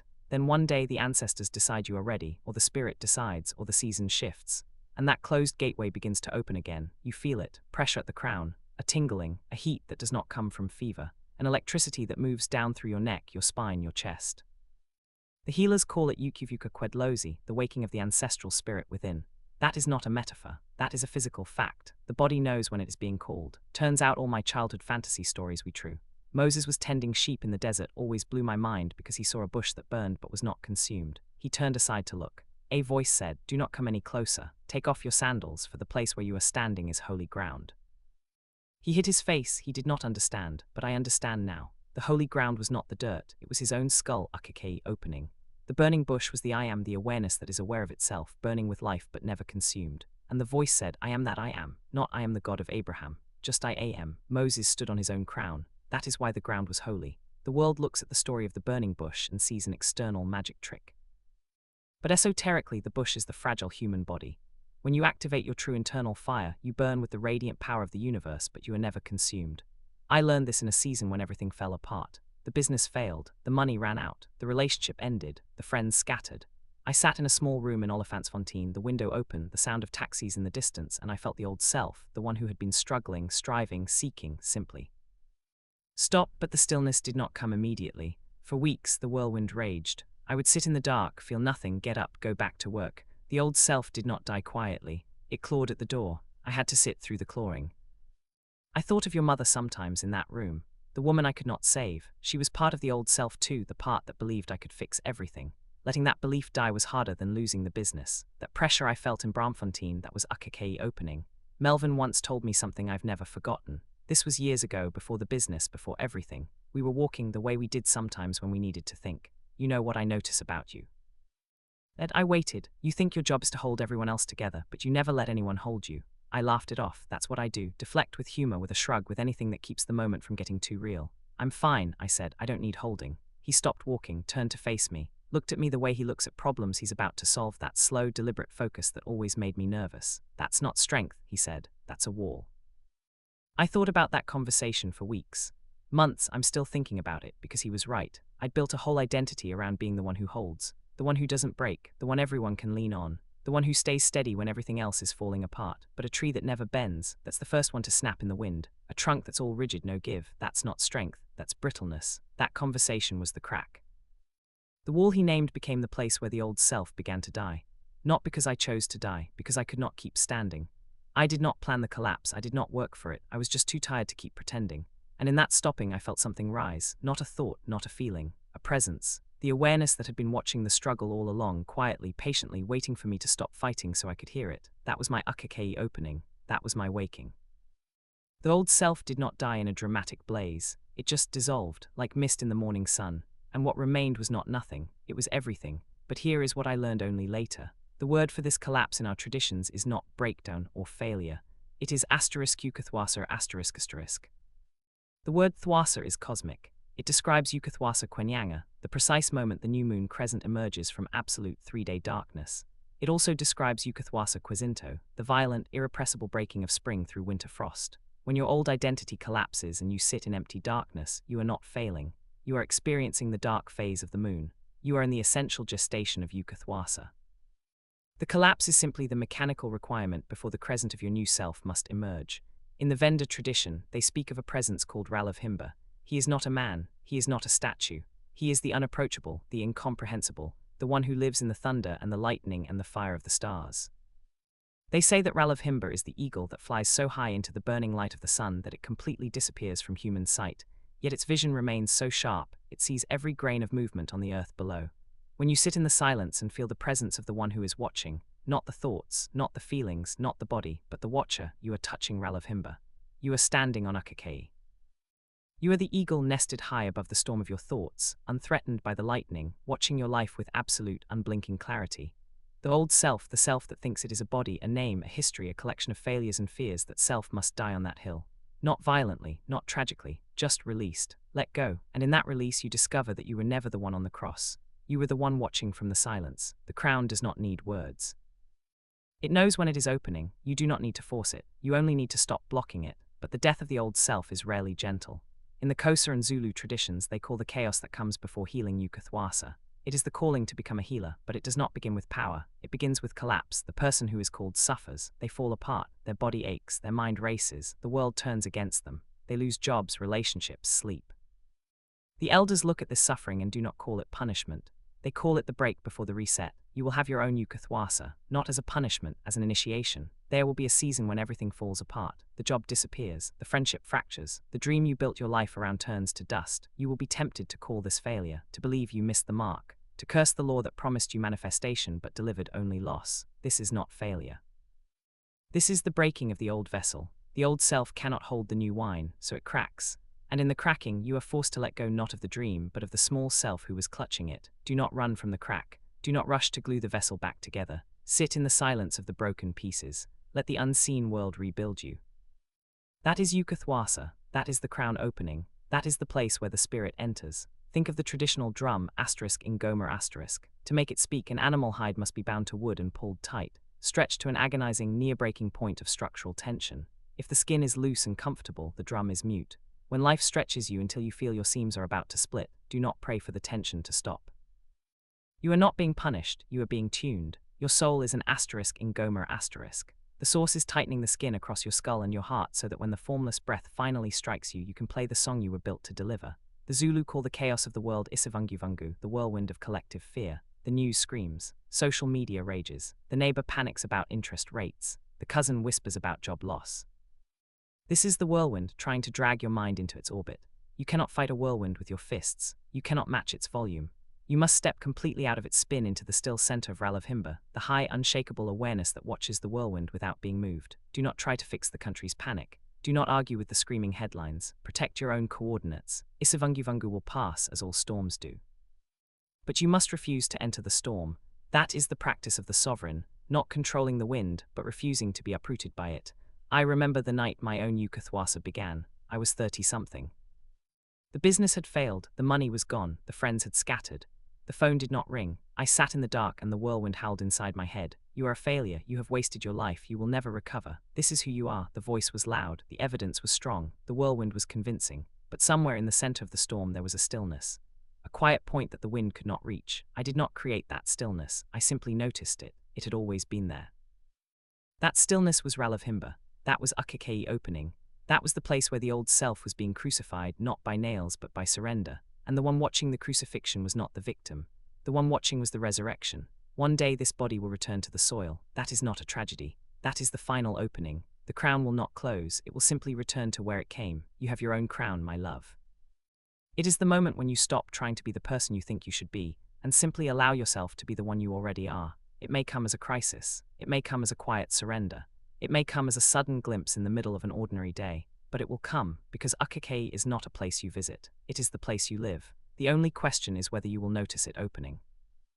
The rabbi who died on Golgotha did not die for your sins. He died to show you that death is not real, that the self you think you are can be laid down and the self you truly are can rise. That is the pattern. That is the promise. That is the inheritance of every human being who has ever lived. But the elders of this land knew it before the rabbi. They knew that the skull is not a tomb. It is a crown, and the crown opens when you stop fighting and start listening. The old thought dies. The new thought rises, the old fear dies, the new courage rises, the old identity dies, the new awareness rises. That is ukathwasa, that is the crown opening. That is the place where the spirit enters and where one day it returns. The crown does not need words, it knows when it is opening. Yours is opening now. Can you feel it? With love, Dad. Letter 12. The 3-day silence, my love. In the old story, after the death on the hill, there is a silence. 3 days, no preaching, no teaching. No miracles, just the quiet of the tomb. The world thought it was over, the followers scattered, the enemies celebrated. The silence felt like defeat, but the silence was not empty, it was full. Full of the gestation of the new, full of the quiet work that cannot be rushed, full of the transformation that happens when no one is watching. You have your own 3-day silences, times when nothing seems to happen, when the prayers feel unanswered. when the door stays closed, when the drum falls silent. In those times you will be tempted to panic, to try harder, to force the door. Do not. The silence is not a punishment. It is a womb. Something is being formed in you that cannot be rushed. The old self is not just dead. It is being transformed into something new, and transformation takes time. In the Northern Cape, the San people have a practice called Kia that represents a click sound in their language. It is a trance dance. They gather around a fire. The women clap. The men dance. The rhythm builds. The energy rises. They are not dancing for entertainment. They are dancing to shift their consciousness, to enter the state where the spirit can heal, where the sick can be made well, where the rain can be called. The Kia is not a technique. It is a surrender. The dancer does not force the trance. She dances until the trance takes her. She lets go. But the San understands something that the noise of the world has forgotten. The trance, Kia, is not achieved by will. It is allowed. And its engine is N/*, a latent, dormant spiritual fire stored in the pit of the stomach and the base of the spine. Cold, still, waiting. The intense, rhythmic clapping of the women and the packing of the dancers are designed to heat the N/*. Once it boils, it rushes up the spine to the brain, fracturing the illusion of physical limitation and triggering the explosion of Kia transcendence. That is what your decree is meant to do. Not stay in your throat, drop into your belly, boil, rise, crack the crown. When you surrender completely, the enum boils and you enter the tomb that is not a grave. That is the 3-day silence. You do not force the resurrection. You rest in the tomb. You trust that the silence is doing its work. When you have set your intention, revised your memory, spoken your decree, you must enter the Kia of trust. You must dance until the trance takes you. You must let go. I learned this from a seed, a small, hard, brown seed that looked like nothing. I planted it, I watered it, I waited. For days, nothing. For weeks, nothing. The soil looked empty. The seed looked dead. But under the soil, invisible, the seed was cracking open. Roots were reaching down. A shoot was reaching up. The most important work was happening in the dark where no one could see. That is the 3-day silence. The work is happening, you just cannot see it yet. The seed does not panic. It does not dig itself up to check on its progress. It rests in the dark and trusts the process. Your grandmother was ready to rest, ready to let go, ready to stop fighting. The cancer had taken everything, her hair, her energy, the softness of her body. She was tired in a way that sleep couldn't fix. I could see it in her eyes, the way she'd look out the window sometimes, not at anything in particular, just looking, like she was already halfway somewhere else. But the world, her children, her family, the ones who needed her, wasn't ready for her to leave. Your Aunt Samantha was still in school. I was still figuring out who I was. There were still plates to set, meals to cook, spaces to hold. So she stayed, fought through years when she was ready to stop, smiled through the chemo when every part of her wanted to scream, held us together with hands that were already tired, already thin, already leaving. She waited, not for herself, for us. And the waiting wasn't empty. It was full of presence, full of love, full of the small, daily acts of showing up that became the soil we're still standing on. Noah did not build a boat of wood. The ark is the sanctuary of your own silent skull. The flood is the chaotic, overwhelming noise of the world. Systemic panic, financial ruin, xenophobia, the drowning waters of collective fear. When a society succumbs to xenophobia, when they try to drive the foreigner out based on whatever date they put on a paper, they are suffering from the ultimate systemic blindness. They are looking at another human being and saying, "You do not belong to this dirt because you do not possess our specific piece of paper." They are fighting over the boundaries of the cage, completely oblivious to the fact that the earth belongs to no one but the source. As a visitor, a traveler, an outsider passing through, your vision is unclouded by the local illusions of national pride. You see the invisible architecture clearly. You see that people are identifying themselves by borders they did not build, defending lines they did not draw, and hatting the other, simply because their passport is a different color. To survive, you must close the door of the senses. Bring every internal duality into perfect balance, the animals entering 2 by 2, light and shadow, tension and silence, fear and courage. When the external world drowns in its own confusion, the one anchored in the I am floats effortlessly above the chaos. The flood will pass, the waters will settle, and you will step out onto the solid ground of Manurazzo, the great quietening. The tomb is not empty, the seed is cracking open, the grandmother is holding on, the silence is working. Do not dig it up. When I invite you into the 3-day silence, I am not asking you to make your mind blank. The Zulu call true stillness ukasula, not the absence of noise, but the dense, heavy settling of your soul after it has dropped its burdens. The dust after the storm is not light, it is heavy with rest. The tomb is not empty, it is full of settled weight. Sit, close your eyes, take 3 breaths, do not chase thoughts, do not push them away. Let them settle on their own like dust after a storm. Feel the weight of your own stillness. That weight is ***. You do not create it. You stop blocking it. You must learn to rest in the dark, not because the dark is comfortable, because the dark is where the resurrection happens. But I must tell you, there have been silences that did not break. I rested in the tomb and nothing rose. I do not know why. Some tombs stay closed. The long view includes those too. You do not curse the stone. You plant a seed somewhere else. There were silences where I thought of your mother, the silence after the fight, the silence of the empty house. Those silences were not wombs. They were grave. I had to learn the difference. A womb is dark but alive. A grave is dark and still. The 3-day silence is a womb, not a grave, but you do not always know which one you are in until something rises. There will be gatekeepers, people with titles, budgets, signatures. They will tell you no. They will tell you that you are not qualified, not ready, not enough. Do not fight them. They are not the authority. They are actors playing a role that you have assigned them. I learned this from a corporate deal that should have failed. The man at the top had every reason to reject me. I had no credentials, no track record, no leverage, but I had read the law. I sat in the silence and I revised him. I sat in the dark. I imagined his voice on the phone, not saying no, but asking when I could start. I looped that scene until the feeling of relief was stronger than the feeling of fear. When we met, he did not ask for my credentials. He asked when I could start. That is not manipulation. That is alignment. Authority is not a title. It is a state of consciousness. And no one can hold that state against you unless you give them permission to be the authority. The Zulu word isithanzi, the shadow of presence, is not something you demand. It is something you radiate. When you have sat in the 3-day silence, when you have let the old self die, when you have risen into the awareness of the I am, your isithanzi fills the room before you open your mouth. Gatekeepers do not respond to your resume. They respond to your isithanzi. If your internal concept is small, your shadow is thin, and the world will ignore you. If you assume your sovereignty in secret, if you sit in the dark and claim the full weight of your I am, then isithanzi will compel their obedience. You will not need to ask for permission. You will be the permission. Your grandmother spent her last 3 days in a hospital bed. Her body was weak, her voice was quiet. The machines beeped, the nurses came and went. To the world it looked like an ending. To her it was a beginning. She did not fight the silence. She rested in it. She trusted that the work of her life was complete and the work of her death was not hers to direct. When she passed, I did not mourn a death. I celebrated a resurrection. The body was gone, but the presence, the I am that had animated her, was not gone. It had simply moved. It had returned to the source. That is the promise of the 3-day silence, not that the body rises, that the awareness that was wearing the body never dies. You are not your body, you are not your thoughts, you are not your feelings. You are the one who notices the body, the thoughts, the feelings, and that one cannot die. When you feel lost, forgotten, stuck in a silence that seems to have no end, remember the seed. Remember the trance dancer. Remember your grandmother in her hospital bed.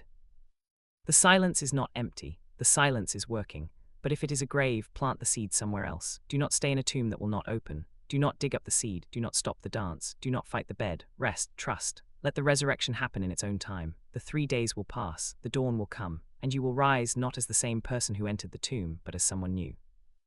With love, Dad of Afterlife. Scholastica Mpala, 16 Jan 2020. My love, let me tell you about the one thing the world spends its life running from. The single, unavoidable guarantee wrapped into the human contract.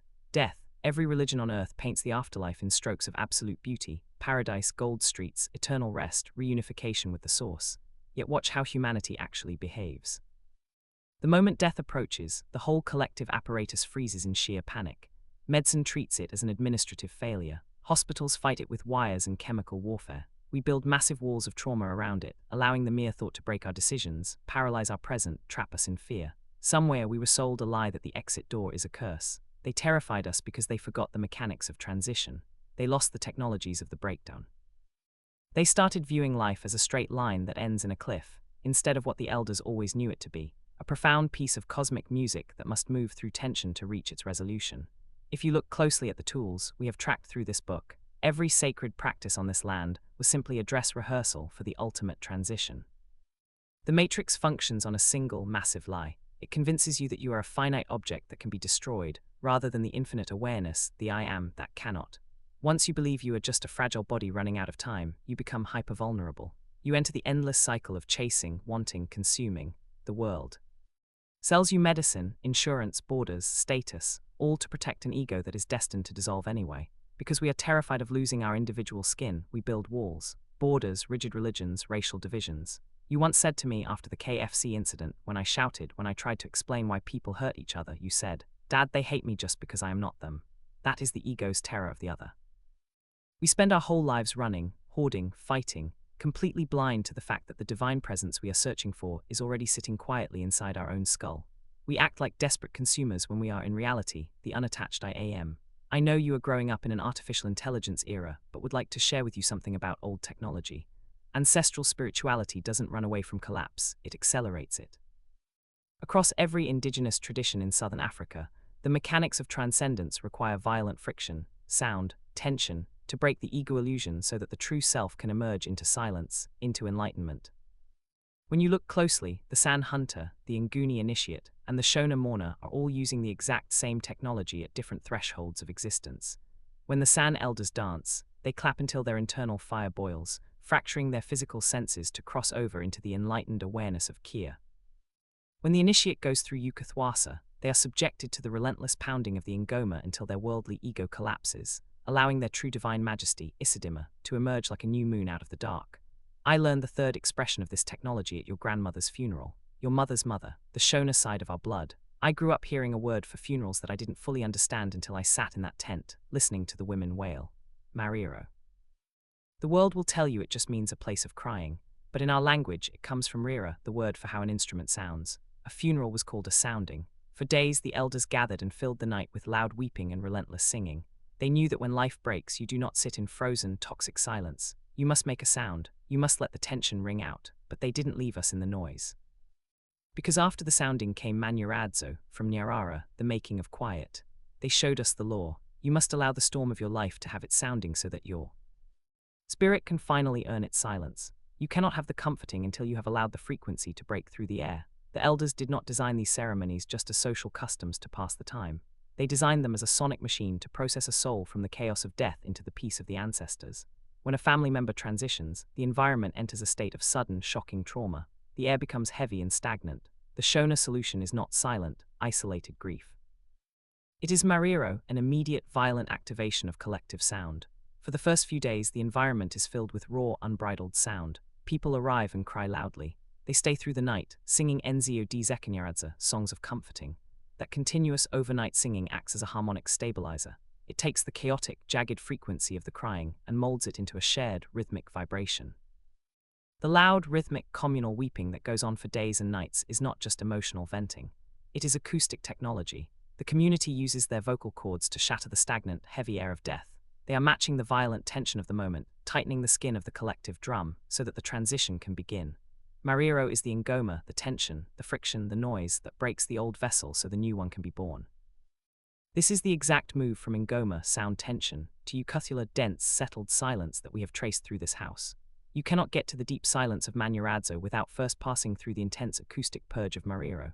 The sound literally burns up the trauma, allowing the spirit of the departed and the hearts of the living to safely settle into the ground. That is Manuradzo, the great quietening. Something happened while I was writing this, Sunday afternoon. Brittany called me ecstatic. She told me she had convinced her mother to go to a Catholic church and her mother enjoyed it. She felt closer to her grandmother. I sat with that call for a long time. A daughter helping a mother find a pew. A grandmother felt in the incense and the hymn. That is Manuradzo too, the quietening that comes when the living make sound together, across differences of map and building. You do not need to be Shona to sound. Do not need to be Catholic to be quietened. You just need to show up, open your throat, and let the vibration do its work. What humankind calls death is nothing more than the final transition from the noisy, fragmented throat vibrations of this earthly life into the deep, subterranean, eternal hum of the ancestors, Idlozi. It is the moment your formless breath, Umoya, completely outgrows the coat of the body and slides back into the infinite ocean of potentiality, Langa.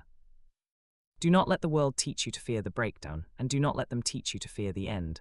Whether it is the collapse of a career, the death of an identity, or the final breath of the flesh, it is all the same technology. When life breaks, do not freeze. Gather your people, make your sound, let the tension ring out through the night. Let your Mariro do its work, knowing with absolute unshakable certainty that the Manuradzo is already organized under the soil, waiting to welcome you into the weight of your eternal peace. The pattern is everywhere, whether it is Jonah's 3 days in the fish, Jesus, 3 days in the tomb, or the Shona 3 days of Mariro. The pattern is the same. The sounding, the silence, the emergence. The dance, the initiation, the grave, they are the same cosmic machine. They are the mechanical processing of a soul passing from the noise of the world into the truth of who we are. Death is not the enemy of life. Death is the ultimate Manuradzo. It is the absolute moment the matrix loses its grip on you, the heavy ego dust finally settles, and you are restored to the only reality that ever truly existed. IAM. Letter 13, the chord of relatedness, my love. The Shona people have a word that has no easy translation in English. Ukama. It means relatedness, not just blood, not just family. The deep invisible cord that connects you to every human being who has ever lived and to everyone who will ever live. You are not an individual. You are not in a cord. The cord stretches back to the first breath and forward to the last. When you pull on the cord, you affect everyone on it. When you heal a knot, you heal the whole cord. The Nguni word for what flows through that cord is *idlozi*. It is often translated as ancestor, but that translation is thin. Idlozi comes from the ancient verb *ukulozer*, a low, persistent whistling, humming, or vibrating frequency, like the wind moving through dry reeds, like a distant radio signal. The elders did not believe your ancestors were separate entities hiding in the dark. They understood *idlozi to be the subterranean acoustic vibration encoded in your very DNA. When you quiet the noise of the ego, you begin to lozer, you pick up the ancestral hum. The bloodline is not a crowd of dead people standing behind you watching your mistakes. The bloodline is a frequency humming inside your bones. When you step into the quiet of your skull, you aren't calling out to a distant heaven. You are simply tuning your dial until your life resonates with the ancient, unshakable whistle of the ones who survived the fire so you could breathe. This does not make the ancestors less real. It makes them more real as the living frequency in your blood, not as distant ghosts. The cord is not only blood, it is the friend who sat with you when you had nothing, the stranger who sent R300, the neighbor who fed the street during the strike. They are knots too. Heal yourself and you heal them. This is not metaphor. This is the most practical truth I know. Brittany's question stayed with me. Why would we keep believing what the colonizers gave us? She didn't know the word ukama, but she was living it. The cord was not just backward, it was forward. She was the proof that inheritance is no longer passive. She told me once, months later, that she was scared to say it out loud. I thought Gogo would be disappointed, she said. I sat with that fear for weeks before I could speak. The Zulu and Xhosa speak of Amadlozi, the ancestors. They teach that the ancestors are not distant. They are present in the blood, in the land, in the dreams. When a young person struggles with the same pattern that plagued their grandmother, the same poverty, the same fear, the same rage, that is the ancestor speaking. Not as a ghost, as a pattern. The Sangoma does not exorcise the ancestor. She heals the pattern. She shows the young person how to revise the story, how to cut the dead branch, how to plant a new seed. That is ukama. That is the cord. You are not separate from your mother's fears. You are not separate from your father's silences. You are not separate from your grandmother's pain. You are part of the same cord. The only question is whether you will be a knot of limitation or a knot of liberation. The Zulu word ufuzo means the genetic and spiritual code passed down through blood. It is the default setting, the subconscious blueprint of poverty, marital trauma, fear of speaking, or silent rage that you inherited before you could speak. You do not have to copy-paste that code. Ufuzo is not a prison sentence. It is a living stream of software that you have the authority to edit. When you revise your father, when you sit in the dark and imagine him free, speaking, at peace, you are not changing his past. You are rewriting the ufuzo that he passed down to you. You are liberating the ancestors who carried the weight before you, and you are setting a new baseline for the children you will one day hold. This is the work of the sovereign, not healing the past, editing the code. I used to be haunted by my father's silence. He did not speak about his feelings. He did not say, I love you. He showed up, he provided, he sat by the water, but he did not speak. I carried that silence. I became a man who struggled to speak, who hid his heart, who waited for others to make the first move. That was not my father's fault, it was my inheritance, and it was my responsibility to heal. I did not need to confront him, I needed to revise my image of him. I sat in the dark and imagined him speaking. Imagined him saying the words I had needed to hear. Imagined him free. I did not change his past, but I changed my cord. And as I healed, I noticed something strange. My father began to soften. He began to speak more, not because I asked him to, because I had revised the pattern, and the pattern was not his alone. It was ours. That is ukama. That is the power of revision. You are not just healing yourself. You are healing the entire cord behind you and the entire cord in front of you.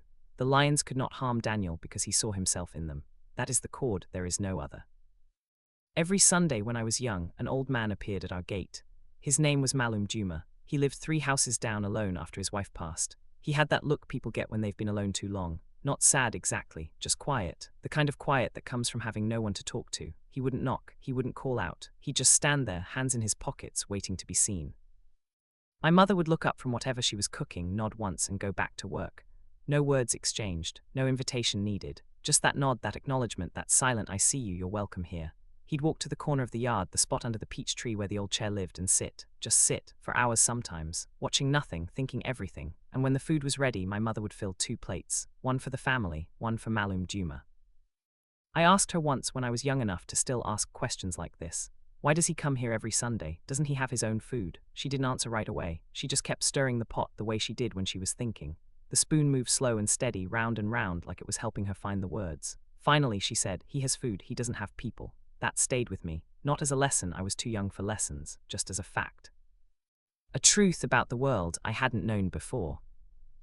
Years later, after she passed, I thought about Malum Juma, about all the Sundays he sat under that peach tree, about all the plates my mother sent out that were never extra. She wasn't feeding him, not really. The food was just the excuse. What she was giving him was harder to find, harder to give, harder to name. She was giving him a place to belong. That is the cord, not charity.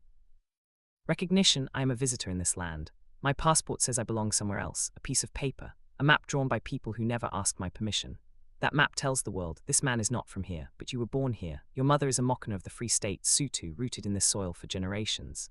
The ancestors of this land run in her blood, and because you are her daughter, you belong here in a way I never can, not by paper but by bone. And yet, here I am.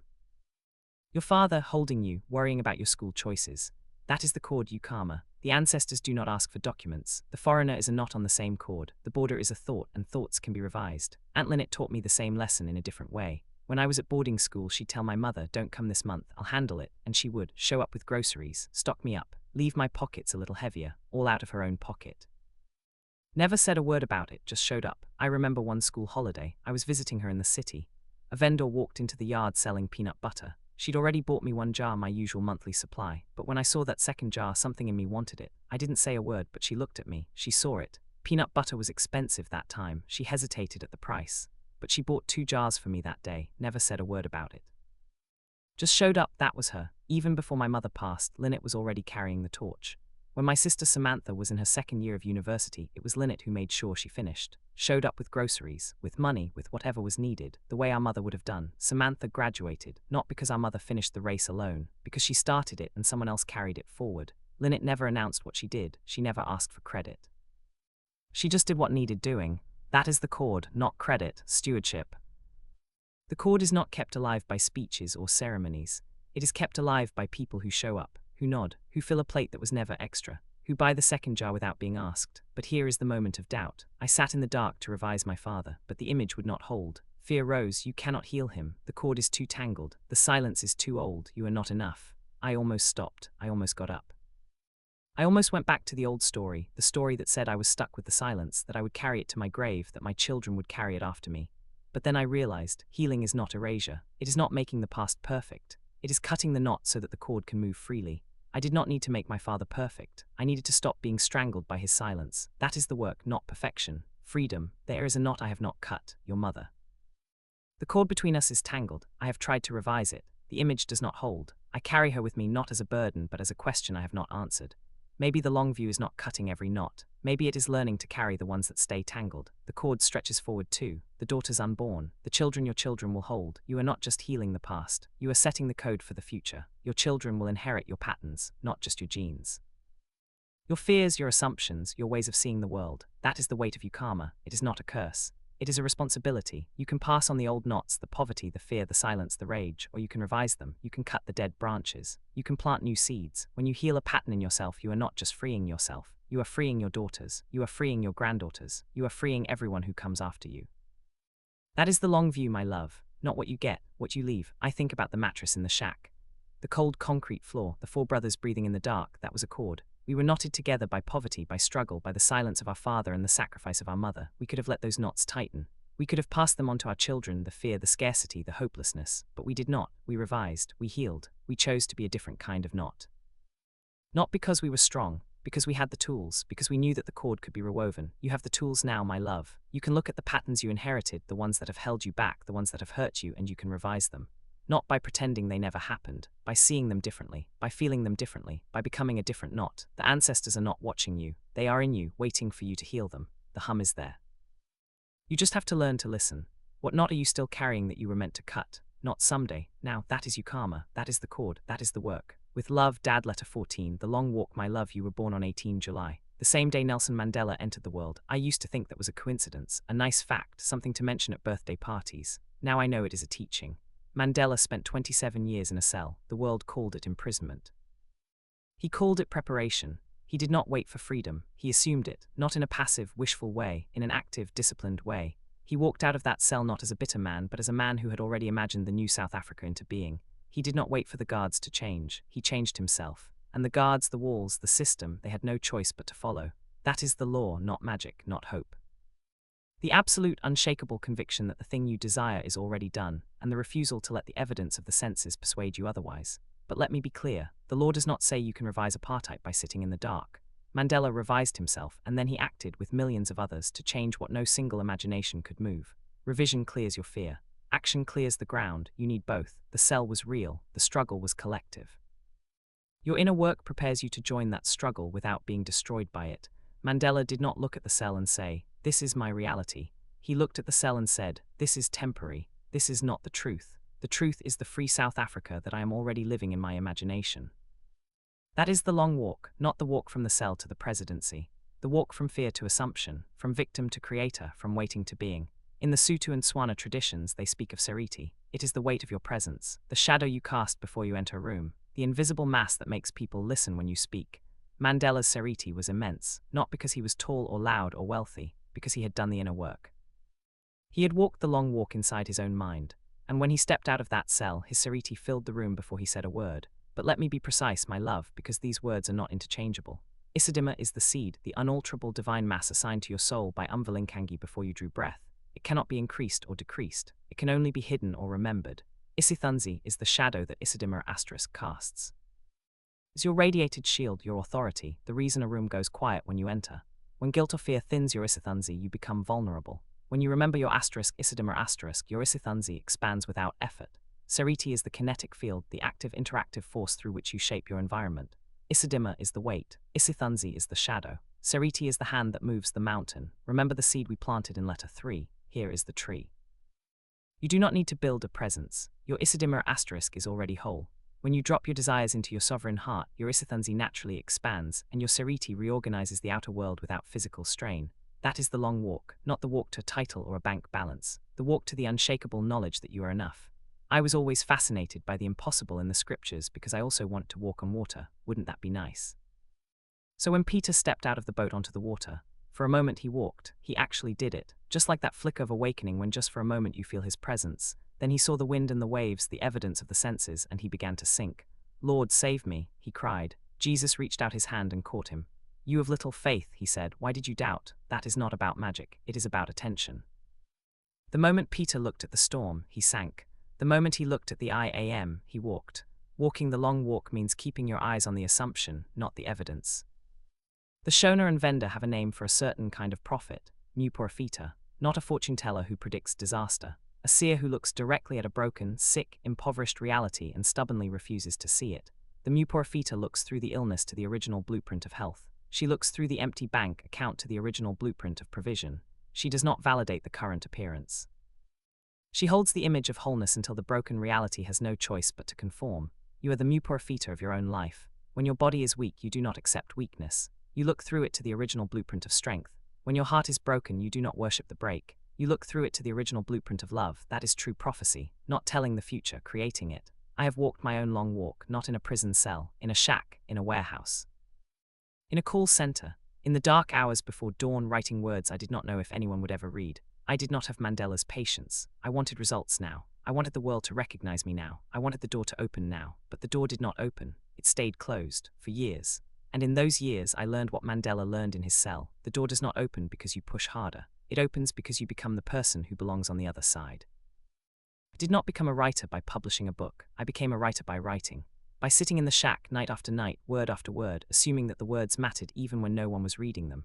That was my long walk. And when the door finally opened, when you did the math, when Takuds was sent the money, when the schools replied, I was ready. Not because I had pushed, because I had become. You sat at the kitchen table the other day, your laptop open, 3 tabs glowing, 3 school offers. Each one felt like the wrong one when you looked at the others. Your fingers kept moving between them, click, click, click, like you were hopping. One of them would suddenly become the obvious answer. Your mother was at the stove, stirring something that smelled like onions and tomatoes. She wasn't saying anything, just stirring. Listening, you said, "What if I pick wrong?" Your voice was quiet, not the quiet of not caring, the quiet of caring so much it hurts. The quiet of a question you've been asking yourself at 2 a.m. when the house is still, and the weight of the decision sits on your chest like a stone. I didn't answer right away. I was making coffee, watching the water darken. The way it does slowly at first, then all at once. Thinking about all the choices I've made that felt like life sentences and turned out to be just steps. I remember the last SAL exam. You were so worried, convinced you hadn't studied enough, certain you'd messed up. You came into the kitchen that morning with your eyes red. I don't know if you'd been crying or just not sleeping, maybe both. Your hands were shaking slightly as you packed your bag. Your mother didn't even have the money to get you there. I remember her face when she told you. The way she tried to say it gently, like she was breaking something fragile. The way you nodded like you understood, but your shoulders dropped just a little. And still, somehow you got there, and you passed. Of course you passed. The worry feels like truth because it's loud, because it's in your body, because it keeps you up at night. But loud isn't the same as true. The voice that says you're going to fail, you're not ready, you've messed this up, that voice is not a prophet. It's just scared. And scared voices shout. We treat choices like we're choosing a fixed destination. That's not how it works. You're not choosing a life. You're choosing a place to become more of who you already are, and you bring yourself to whatever step you take. I used to think I was teaching her. That evening I realized she was teaching me. The roles had shifted without me noticing. She was walking her own long walk, not a prison cell, but the quiet courage to question what everyone else accepted. The Quran tells of Musa, Moses, whose logical mind panicked at every tragedy. He saw a boat damaged and called it loss. He saw a boy executed and called it injustice. But his guide, the timeless observer Al-Qida, saw the long view. The boat was saved from a tyrant's seizure. The boy would have brought ruin to his parents. The wall hid a treasure for orphans. The ego sees a crisis. The true self sees the mechanical restructuring of reality. Your breakdown is a setup for your protection. That is the long walk, but there were weeks when I could not feel the I am. The silence was empty. The law felt like a lie. I sat in the dark and nothing happened. I wanted to stop. I wanted to be normal. I wanted to give up on the whole thing. The only thing that kept me walking was the memory of the times the silence had broken before, not the memory of success. The memory of the moments when, after weeks of nothing, a quiet knowing had risen, not with a trumpet, but with a whisper. I am still here. I did not walk because I was strong. I walked because stopping would have been a different kind of death. Part of my long walk was learning to walk without your mother. There were days I wanted to turn back, to beg, to fix, to undo. But the long walk is not about turning back. It is about becoming the person who can stand alone. The long walk does not avoid the grave. It walks toward it, knowing that the I am does not stop when the body stops. Mandela walked out of the cell. One day I will walk out of this body. The same law applies. That is the long walk, my love, not the walk of the hero who never doubts. The walk of the ordinary person who doubts every day and walks anyway. You will have your own long walk. It may not be 27 years. It may be 27 days. It may be 27 minutes. But the lesson is the same. You cannot rush the walk. You cannot skip the walk. The walk is not the obstacle. The walk is the teacher. When you are in a season of waiting, waiting for the grade, waiting for the opportunity, waiting for the healing, do not waste the waiting. Use it, walk the inner walk, assume the feeling of the wish fulfilled. Become the person who already has what you are waiting for. That is not pretending. That is seriti. That is the long walk. You were born on 18 July. The same day Nelson Mandela entered the world. Not a coincidence, an assignment. This is my part. These words now exist. But here is something I have only recently understood, my love. I am a visitor in this land, a foreigner. I hold a passport that says I belong somewhere else, and I have watched the world tremble over expiration dates stamped by the law. I have seen people look at a brother from across an artificial line drawn on dirt, a line they did not build, and say, "You do not belong here." They suffer from a catastrophic amnesia. They truly believe they are their passports, their borders, their nationalities. But the I am has no visa. It was here before the first border was drawn, and it will be here when the concrete walls turn to dust. Mandela understood this. He did not fight apartheid only for a piece of paper. He fought for the recognition that no human can be defined by a legal category. You are not South African because of a document. You are South African because you breathe this air, walk this soil, carry the ancestors of this land in your blood. And beyond that, you are I am, the same awareness that breathes through the refugee and the citizen, the immigrant and the native. Do not let the world convince you that your worth expires. You are not here to wait for freedom. You are here to assume it, to walk the long walk inside your own mind, to become someone whose seriti is so heavy that the world has no choice but to rearrange itself around you. The cell is not a punishment, it is a classroom. The waiting is not a waste, it is the work. Walk it well, my love, the door is already open, you just have to become the one who walks through. With love, Dad. Letter 15, the currency of legacy, my love. I used to think that legacy meant money, what you leave behind in a will, what you pass down to your children, a house, a car, a bank account. I was wrong. Those things are not legacy. They are dust, they burn, they break, they are spent. The only real legacy is the revision you leave behind, the stories you change, the patterns you heal, the weight you lift from the shoulders of your children and your children's children. That is the currency of legacy, not money, freedom. In the Xhosa and Zulu traditions, there is a word for the state of being stuck, blocked. Cursed by a pattern you cannot break. They call it isinyama. It is often translated as darkness or bad luck. but it is not a curse from an angry spirit. It is self-condemnation, the unconscious belief that you deserve to suffer, the unexamined assumption that your grandmother's poverty, your mother's fear, your father's silence, these are your inheritance and you cannot escape them. Isiniyama is the heaviest weight a human being can carry, and it is not real, it is a story. A story that can be revised. You do not need a sangoma to clear Isiniyama. You need water, run a basin. Add salt, the salt of the earth, the salt of tears. Speak your name. Say, I am not the weight I carry. Pour the water over your hands, your face, the crown of your head. Feel the heaviness leave through your feet. The ritual is not magic. It is permission for the body to release what the mind has already revised. When you revise a story, when you change the image you hold of your mother, your father, your grandmother, you are not changing the past. You are changing the future. You are cutting the cord of Isiniyama. You are paying the currency of legacy. I inherited Isiniyama from my father's silence, not his words, his silence. The assumption that speaking your truth is dangerous, that feelings should be hidden, that vulnerability is weakness. I carried that silence for years. It cost me relationships, it cost me peace. It cost me the ability to say I love you before it was too late. One night I sat in the dark and I revised him, not the man he was, the man he could have been. I imagined him speaking, I imagined him laughing, I imagined him free. I did not change his past, I changed my Isiniyama. The weight lifted, not all at once, slowly, like fog burning off a field. The next time I saw him, I did not confront him. I just noticed something different. He seemed lighter, not because I changed him, because I changed the lens through which I saw him. That is the currency of legacy, not a house, a healed perception. I wondered sometimes, will she even read these letters? Will she understand? Or will they gather dust like the box of photographs my grandmother never opened? That doubt is also part of the legacy, not the doubt itself, the willingness to write anyway. To plant seeds even when you are not sure the soil is ready. What do I leave behind about your mother? I leave the honesty that I did not heal that wound. I leave the permission for you to heal it differently. My failure is not your inheritance. My honesty is. One day I will be gone. These letters will remain, but the real legacy is not the paper. It is the revision you carry out in your own blood. Heal what I could not. That is the only inheritance that matters. You will inherit Isiniyama from me, not because I am bad, because I am human. I have passed down my fears, my silences, my blind spots, not deliberately.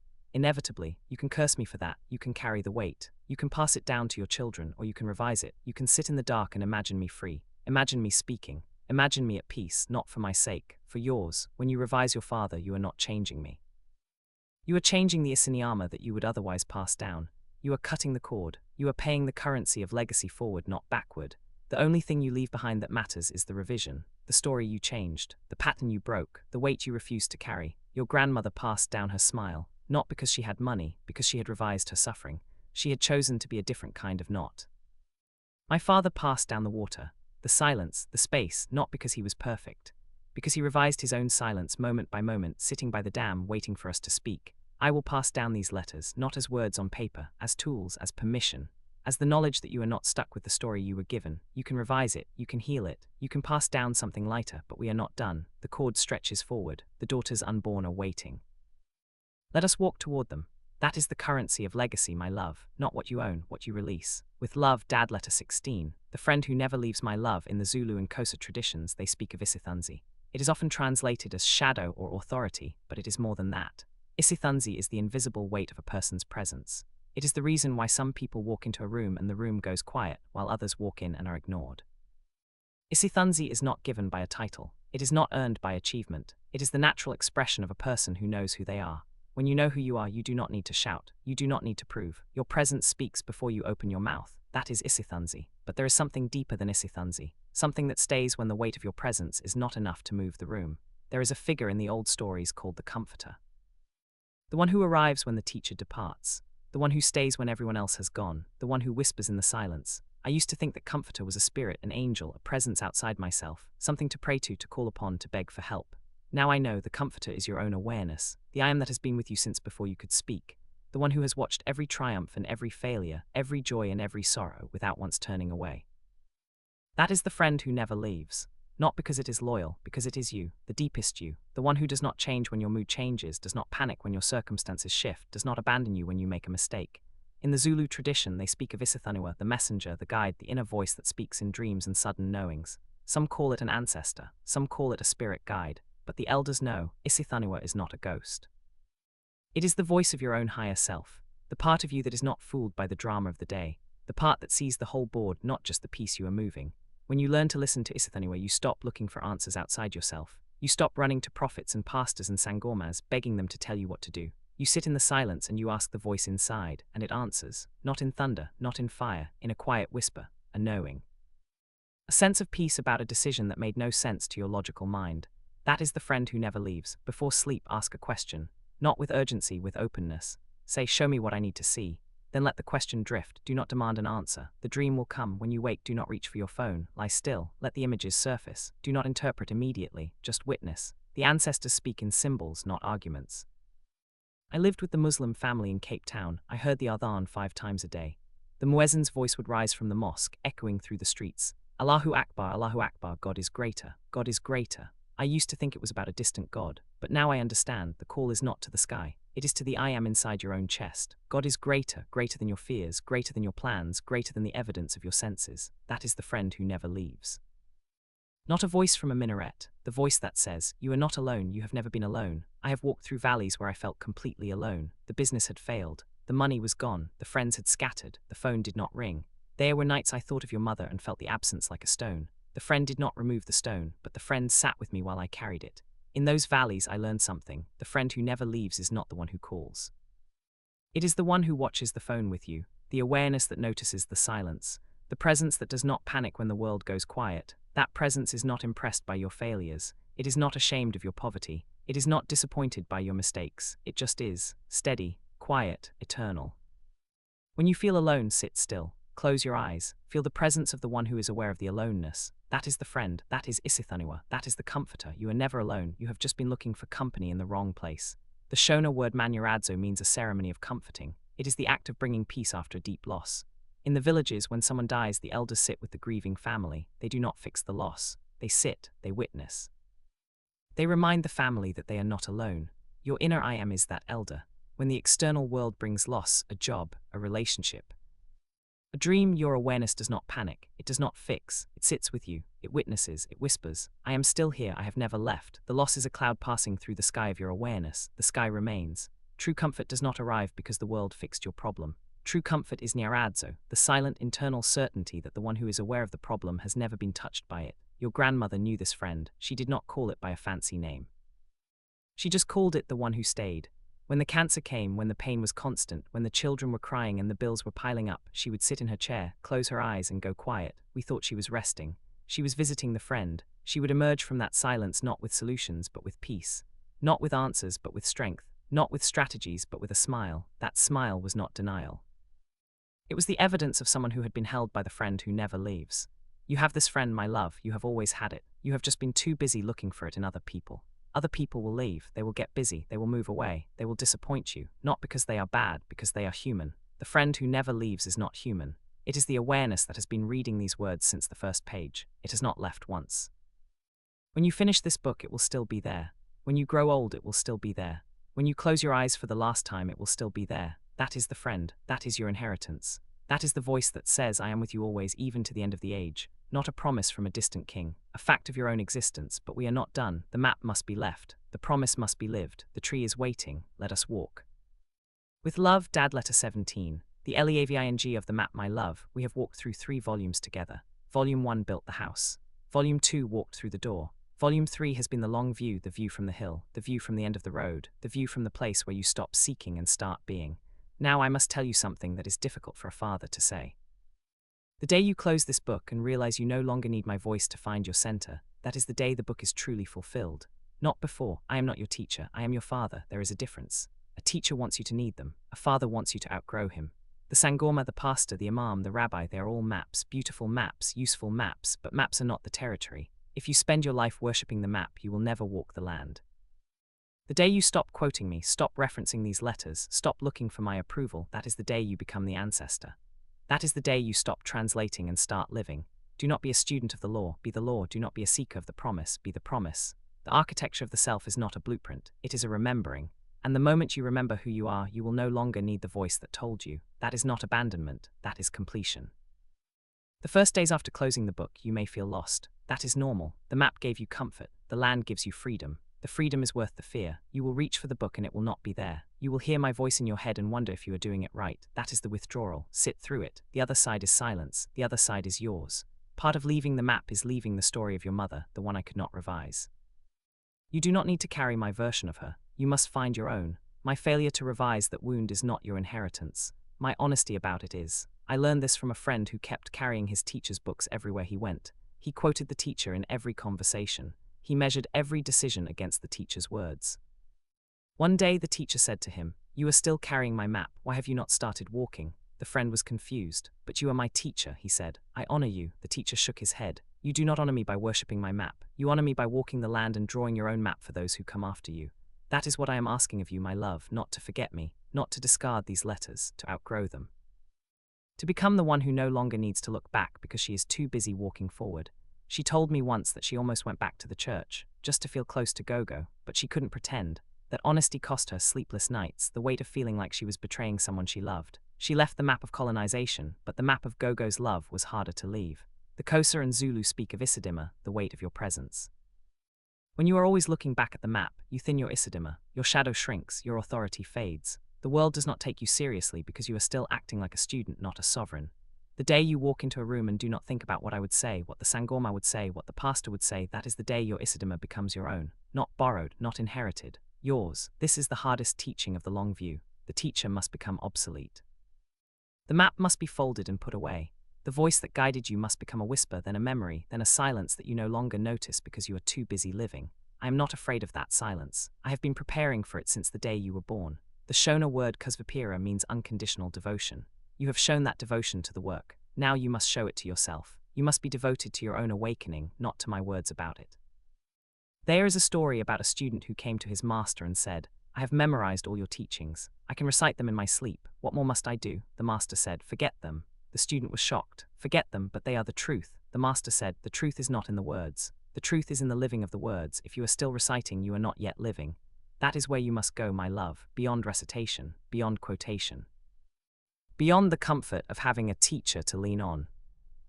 Jacob walked with a limp for the rest of his life, the mark of the old name broken. You will carry your own limp. It is not weakness. It is proof that you have wrestled and won. The day you close this book and do not feel the need to open it again, that is the day the book has done its work. I think about my father. He did not leave me a manual. He left me the water, the silence, the space. He sat by the dam year after year and he waited. He did not tell me how to live. He lived and I watched. That is what I have tried to do with these letters, not to tell you how to live and to write down what I saw. But now you must stop watching me. You must sit by your own water. You must ask your own questions. You must wait for your own answers. The water is the same water. The silence is the same silence, but the voice that speaks from it must become yours. One day I will leave the map of this body. That is not a loss. It is the final lesson. The I am does not need the map to find home. The Nguni word Yukafenduka means a radical 180-degree turn. True Yukafenduka requires no tears, no guilt, no confession. The missionaries stole this word to sell you shame. But ancestrally, the word is completely mechanical and spatial. It means a literal, structural pivoting of the physical and mental orientation of the self. You turn your back on the problem. You anchor your eyes on the light of your new reality. You do not look back, if confession helps you use it. But know that the pivot itself is mechanical, the guilt is not required. You have been looking at my map for a long time. Now it is time to turn, to look away from the map and look at the land. The map is not the territory. The teacher is not the truth. The letter is not the spirit. Close the book, my love. Walk out of the room. The room was never the point. The water is waiting. With love, Dad. Letter 18. Waking up, my love. You have learned the law. You know how to revise, how to decree, how to rest, how to turn inward. The law is real. It works. It is not shallow or greedy to want a good life. The law is the mechanism by which consciousness expresses itself. But you have also glimpsed something beyond the law, something that makes the law look like kindergarten. I call it waking up. Waking up is not about getting anything. It is about realizing that you are the one who was getting, and that you were never separate from the giver. Waking up is the end of the dream of separation. It is the knowledge that you are not a drop in the ocean. You are the entire ocean in a drop, but waking up is not the end. The question is, what do you do with Monday morning? Waking up does not remove the dishes or the deadlines. It changes who is doing them. The Zulu elders have a name for the source that emerged before everything else. Umvalinkangi, not a king on a throne, not a judge with a beard, the one who appeared first. When you sit in the silence and feel the awareness that has no shape, no color, no name, that is Umvalinkangi. Not a distant ancestor, the ground of your own being. But before *Umvalinkangi there was *Langer*, the reed bed, the cosmic swamp, the place where even the one who appeared first emerged from. That is where you go when you stop seeking, not into nothing, but into the formless well where all stories are born and revised. You have spent years saying, I am Maya. That is true, but before that there was a deeper I am. the one who noticed when you were hungry, when you were happy, when you were afraid. That I am has not changed since the day you were born. It will not change when your body returns to the soil. That is Umvalinkangi, not a god you pray to, the awareness that is doing the praying. When you wake up to this, not as a belief, but as a direct knowing, you realize something extraordinary. You are not a small human girl trying to manifest a comfortable life. You are the primordial source, dreaming that you are a small human girl, and the dream is beautiful, but it is not the whole truth. The whole truth is that you never left, you only dreamed that you left. The Zulu word for this waking is not enlightenment, a word that feels imported, cold, academic. The word is *yukuvuka*, to rise, to wake from sleep. But not just any waking, yukuvuka kwedlozi, the waking of the ancestral spirit within. When that happens, you feel it in your crown, pressure, heat, a tingling that is not pins and needles, but the sensation of a door opening that you forgot existed. The healers know this. They use Mpofu, white clay plant washings, not to cast spells but to clear the channel, to make the scalp soft again, to let the broadcast come through. You do not need a healer to do this. You need silence, you need patience, you need to sit still and wait for the crown to remember what it knew at birth. The body is a tower. At the base in the belly lives the cold fire of potential. In the middle the heart in Lizio, where potential becomes felt, where the fire heats. At the top the crown Ukake, where the heated fire cracks open into spirit. You do not need to force this ascent. When you drop your decree into the heart and surrender, the fire knows where to go. But here is what I have learned since that waking. Waking up did not remove your mother from my chest. It changed the stone into a question. I no longer ask, why did she leave? I ask, what did that loss teach me about love? The answer is not clean, it is not resolved. But the question itself is a form of peace. Brittany didn't need a theology degree. She just asked, what makes sense for me? That is waking up, not rejecting your grandmother's faith, but finding your own ground. She didn't reject Gogo. She carried her differently. Living from waking up means carrying the unresolved without being crushed by it. It means washing the dishes with the same awareness that watches the stars. It means speaking to the taxi driver with the same reverence you would offer an ancestor. It means knowing that the person who cuts you off in traffic is you, wearing a different face.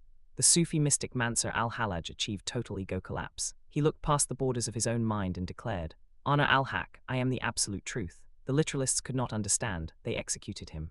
But he was not claiming his human body was God. He was announcing that his false self had died, leaving nothing in his chest but the eternal I am. When you wake up, you do not become arrogant, you become honest. You say not I am God, but I am you, wearing a different face. That is Ubuntu, that is waking up. That is the daily work of the awakened, not escaping the world, being fully in it without forgetting who you are. There is a moment every year just before spring when something happens inside trees that you can't see. The branches are still bare, the ground is still cold, everything looks dead, frozen, waiting. From the outside nothing has changed. The tree looks exactly as it did in winter, stark, empty, asleep. But underneath the bark something is moving, sap, rising from the roots up through the trunk, toward branches that don't yet know they're about to bloom. Moving silently, invisibly, preparing the tree for a season it can't yet see.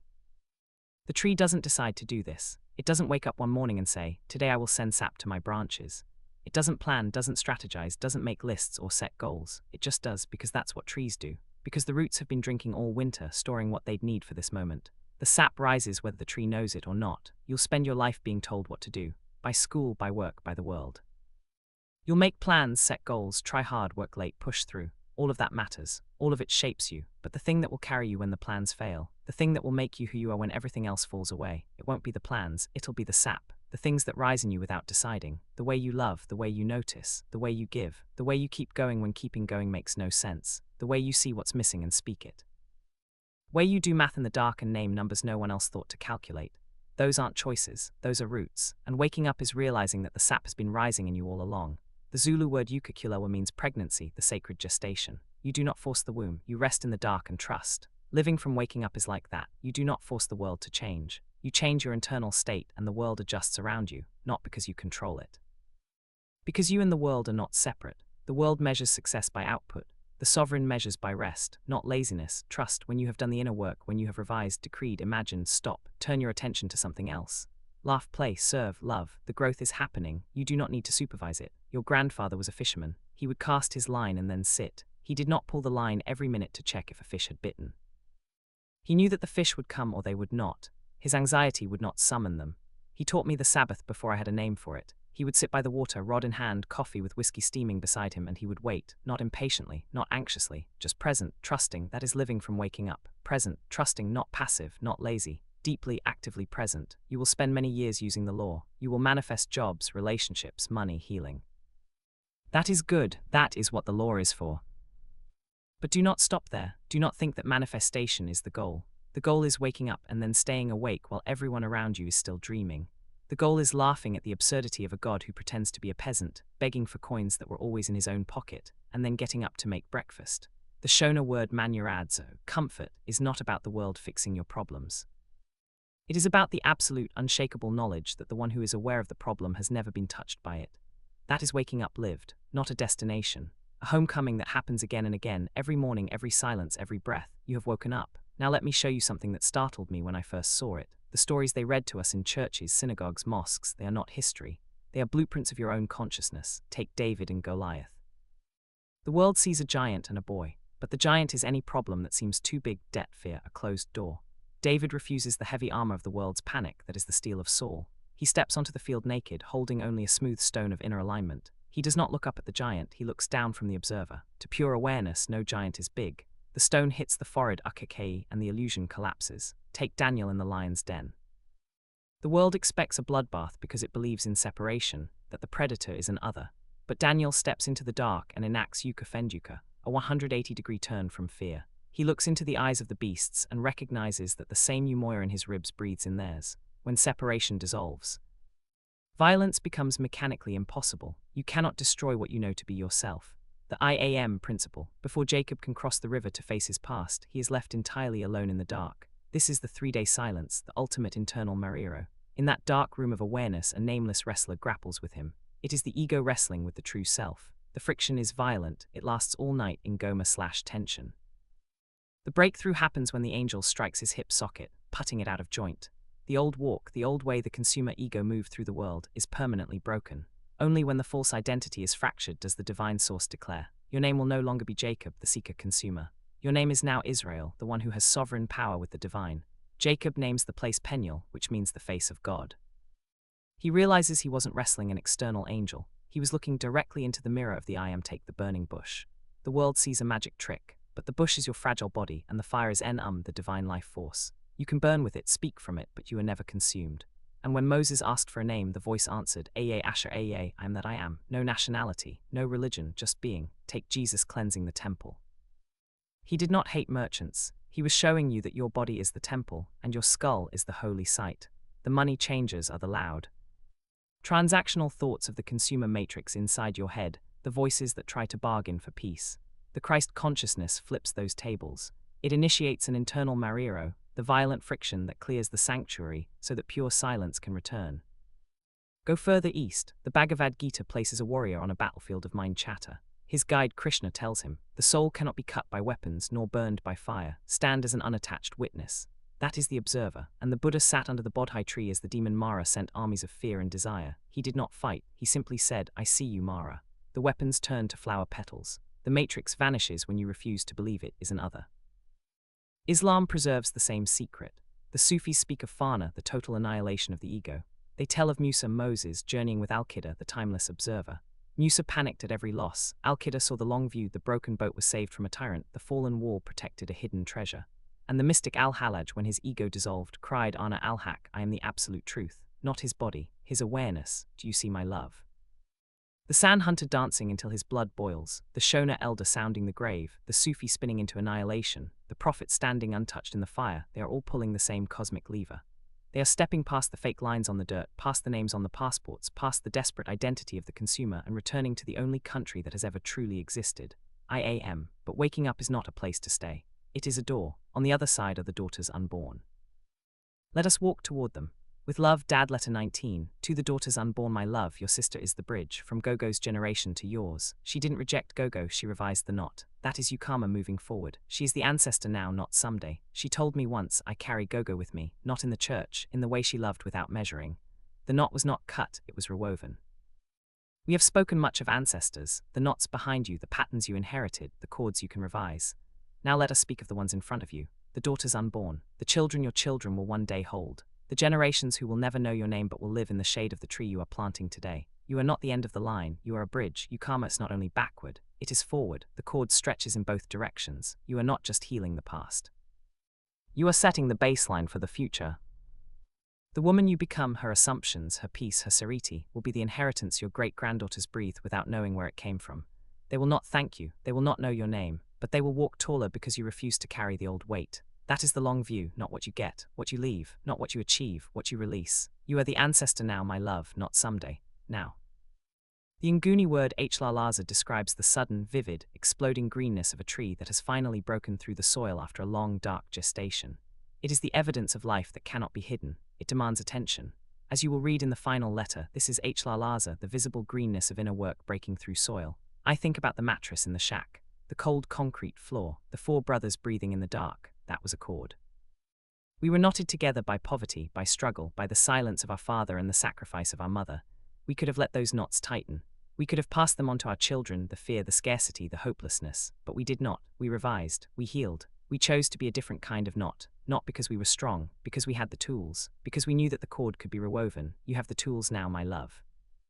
You can look at the patterns you inherited, the ones that have held you back, the ones that have hurt you, and you can revise them. Not by pretending they never happened, by seeing them differently, by feeling them differently, by becoming a different knot. The ancestors are not watching you, they are in you, waiting for you to heal them. That is you karma, that is the cord, that is the work, but there is a forward cord too, the one you are weaving for the daughters you will never meet. Every time you revise a pattern of scarcity, you are planting a seed of abundance for your great-granddaughter. Every time you refuse to carry your mother's fear, you are freeing your granddaughter from that same fear. Every time you choose peace over panic, you are setting a new baseline for the bloodline. You are not just healing yourself, you are editing the Ufuso, the inherited code, for everyone who comes after you. That is the weight of the sovereign, not just freedom for yourself. Freedom for the ones who will never know your name. About your mother, I leave this. She was part of the cord too. The daughters unborn will not need to carry my version of her. They will carry whatever revision you choose to make. That is your inheritance and your freedom. My failure to revise that wound is not your burden. My honesty about it is your permission to try differently. One day I will be a knot in the cord that you revise. That is not a tragedy. That is the shape of love passing the shears to the next hand. There is an ancient practice called *isivivin*. When travelers crossed difficult, unmarked mountain passes, each one would pick up an ordinary stone, spit on it, imparting their *isithanzi*, their life force, and cast it onto a pile. No single person built the mound. A traveler might arrive tired and lost, only to see a massive, towering monument of stones left by thousands of anonymous seekers who walked there before them. The *isivivin became a physical testament to a multi-generational contract of consciousness. Volume 3 is not a monument I built alone. It is my stone cast onto the *isivivin*. I am spitting my soul into these pages and dropping them on the path so that when you hit your own dark mountain, you will look up and see that you are not the first to walk here. You are standing on the weight of 1,000 anonymous victories. One day, you will cast your own stone. And your daughter will cast hers. That is the long view. The tree is the Isivivin of living things. Each stone a seed, each seed a stone. The traveler does not ask who left the cairn. The child does not ask who planted the tree. They sit, they are held, that is enough. Noah built an ark, the world around him laughed. There was no rain, no flood, no evidence that anything was about to change. But he held the image of wholeness, the blueprint of survival, and he built. He was not a fool. To survive the drowning waters of the Matrix's illusions, fear, economic collapse, xenophobia, systemic panic, you must close the door of the senses. You must bring all your internal dualities into perfect balance, the animals entering 2 by 2, light and shadow, male and female, tension and silence. When the external world is drowning in its own confusion, the one who is anchored in the I Am simply floats above the chaos, riding the fluid waters of transition until they safely settle on the solid ground of Manuradzo, the great quietening.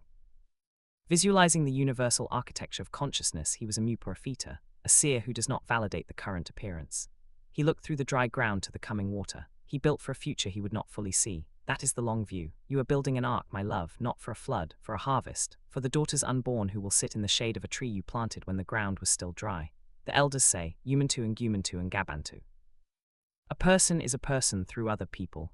You have heard this as a lesson in kindness. Do not harm others because they are like you. It is beautiful, but it is only the surface. The deep teaching is not about kindness. It is about identity. There are not millions of separate souls walking the earth. There is one consciousness, one Ubuntu wearing millions of different faces. The person who cuts you off in traffic is you. The child who goes hungry is you. The stranger who smiles at you across the taxi rank is you. You cannot harm another without harming yourself, not because of karma, because there is no other. When you revise someone who has hurt you, you are not being magnanimous, you are cleaning your own mirror. When you forgive, you are not releasing them. You are releasing the part of yourself that was tied to them. This is the deepest implication of the promise. The door was never there because the wall was never there. The separation was the illusion. You have never been alone, you have never been separate. You have been the one consciousness playing the game of hide and seek with itself. When you wake up to this, you will not walk around saying, I am God. You will walk around saying, I am you, and you are me, and we are the ones we have been waiting for. That is Ubuntu, that is the promise, that is the long view. Does this mean you can force someone to love you? No, their freedom is the one thing even the law cannot override. You can revise your image of them, you cannot revise their will. The mirror shows you yourself, it does not command the reflection to move. Ubuntu is not control, it is recognition. You are them, but they are also themselves. Honor both. Your mother is a Mokoner of the Free State, Sesotho people rooted in this soil for generations. You carry that blood, but you also carry me, a traveler, a visitor, a man who must ask for permission to raise you. That tension is not a weakness, it is your superpower. You will see what the settled cannot see, that borders are illusions, passports are props, and belonging is a function of consciousness, not geography. When the world tries to push you out or lock you in, you will remember, the I am has no visa expiration date. You belong wherever you stand. That is the legacy I leave you, not a country, but a crown. And one more thing, the door you have been looking for, through Volume 1, through Volume 2, through all these letters, there is no door, there never was. The door was the seeking, the door was the separation. The door was the illusion that you were ever outside. You have not been walking toward home. You have been walking from it, pretending to be lost so that you could enjoy the joy of being found. Close the book. Walk out of the room. The room was never the point. The water is waiting. With love, Dad, Letter 20, The Tree. My love, we have come to the end of the letters. Not the end of the work, the end of the words. It is crazy if you think about it. Today is the tomorrow you were worried about yesterday. And here you are worrying about tomorrow but making it through today. Take that in for a second. Be here, be there tomorrow. Just let whatever's going to happen happen and do your best to stay strong. You did it yesterday and the day before. Keep doing it. The tree I am planting today will never shade me. But I hope that you will sit under it. That is always the point. You are the tree now, my love, not someday. Now you are the one who plants, the one who sits in the shade, the one who waters the roots, the one who trusts that the seed knows what to do. You do not need to become anything. You already are. The building, the walking, the seeing, these were not to make you something new. They were to strip away the old, to clear the ground, to let the tree that has always been there finally be seen. Ancestors planted. You are sitting in their shade, you are planting, someone you will never meet will sit in your shade. That is not a duty, it is a fact. The cord does not ask permission. It just is. You cannot stop the cord from moving through you. You can only choose what kind of knot you will be. A knot of fear, scarcity and silence, or a knot of love, abundance and song. That choice is not made once. It is made every moment, every thought, every assumption, every word. Choose well.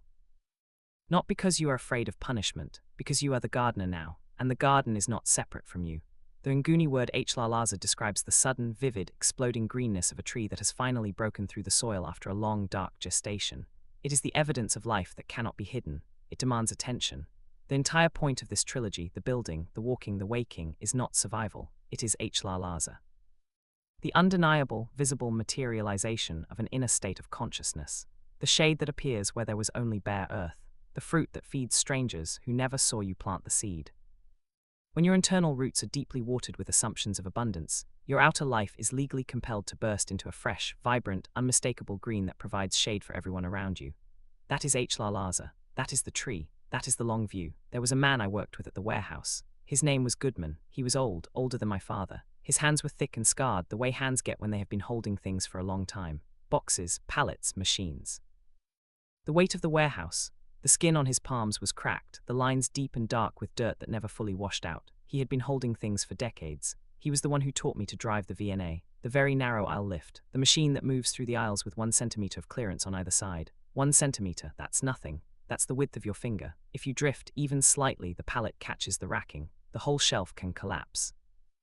The machine requires patience, precision, the ability to see the gap before you need it. He taught me in the early mornings before the shift started. The warehouse was quiet then. The machines were still. The light was grey and flat, the way it is before the sun comes up when the world is holding its breath. Slow, he would say. Slow is smooth, smooth is fast. The machine does not care if you rush, it only cares if you are in the aisle. I didn't understand then.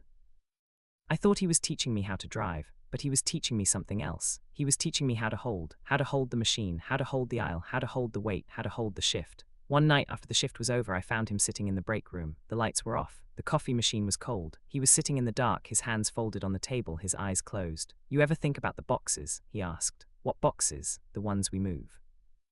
The ones we stack, the ones we load and unload day after day, year after year. You ever think about where they go, who opens them, what they hold? I hadn't. I was too busy moving them, too busy stacking them. Too busy trying to prove that I was the fastest, the strongest, the best. I was young. I thought the point was to be seen. He opened his eyes. They are not ours, he said. We hold them for a time, for a season, for a shift, but they are not ours, and that is not a loss. That is the gift, the holding, the passing, the shift. He was right, the words are not mine, the letters are not mine. I hold them for a time, then you hold them, then someone else. I was sitting in my father's chair the other evening, the one by the window. The light was moving across the floor, slow, gold, the way it does in late afternoon. It comes through the window in a long rectangle, stretches across the wood, climbs the far wall, lingers for a moment, and then fades. I've watched this light 1,000 times, I never get tired of it. There's something about the way it moves, so slow you can't see it happening, but if you look away and look back, it's in a different place. Like the hour hand on a clock, like the way children grow, like the way we become who we are without noticing the becoming. And I thought, one day this light will fall on this floor and I will not be here to see it. It wasn't a sad thought, it wasn't a fearful thought, it was just true, like the fact that the sun rises in the east. Like the fact that the tree outside the window was planted by someone I never met. I will not see the harvest. That is not a tragedy. That is the shape of planting. I think about the mattress. The cold concrete floor, the breathing in the dark, the smell of sweat and cheap soap. That mattress is gone now. Ripped, burned, buried somewhere, but something remains. The knowing, the knowledge that I am not alone, the instinct to make room before being asked. That is what remains, not the thing. The thing made in you. I think about the fish. The carp I caught at the dam, the weight of it in my hands, the pulse of its gills. The way my brothers stood around me, not speaking, just being. That fish is gone, we ate it, 3 days of food, but something remains. The weight, not of the fish, of the moment, the golden hour, the water still, the brothers there, that is what remains, not the memory. The shape, the memory carved in me. I think about the R62, the night I had nothing. The night you did the math. The night a stranger sent R300, that money is gone, spent, used, but something remains. The knowing that I am not alone, the knowing that strangers can be windows, the knowing that not enough is not the end, that is what remains, not the gift, the change the gift made in me. The father in the story of the prodigal son did something strange. He did not wait for his son to come crawling back. He ran, he saw his son while he was still a long way off. He had already revised the boy, not as a failure, but as a son. The revision happened before the return. That is the long view. You are the father now. You will run toward your own children before they even know they have wandered. You will revise them in your heart, not into who you want them to be, but back into who they already are. That is the only legacy that outlasts the grave. I think about your mother, not the wound.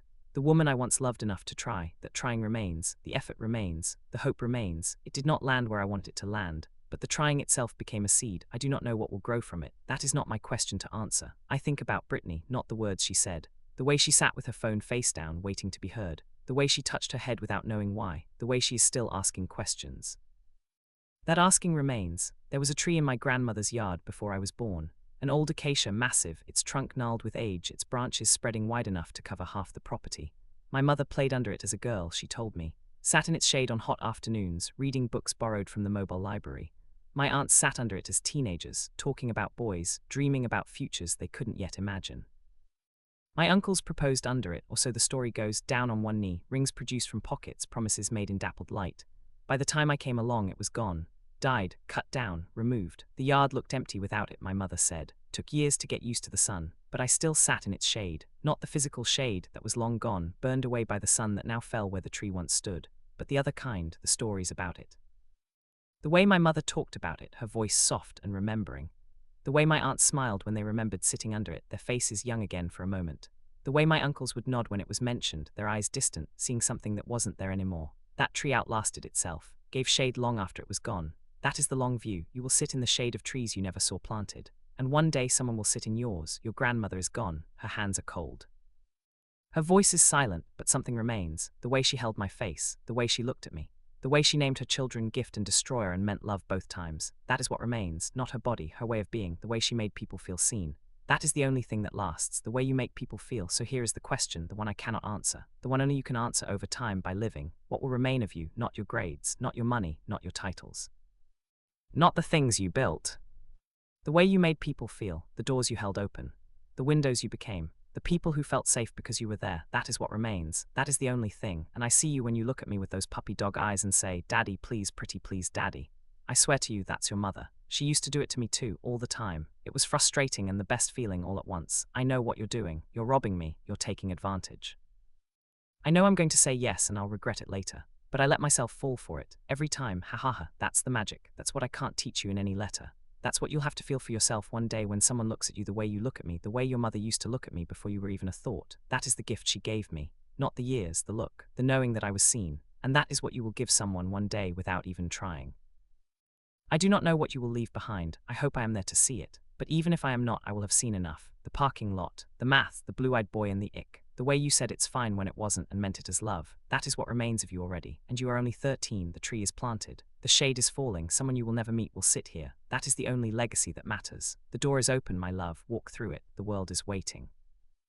The tree is waiting, the shade is falling. Come sit by the water when you need to. It is still there. It is always there, but do not stay too long. The water is not a home. It is a place to rest. Then you must walk again. And when you walk, remember, you are not walking alone. You carry the mattress. You carry the dam. You carry the R300. You carry your grandmother's hands. You carry the brothers who shared the dark. You carry me, and I will carry you. Keep walking.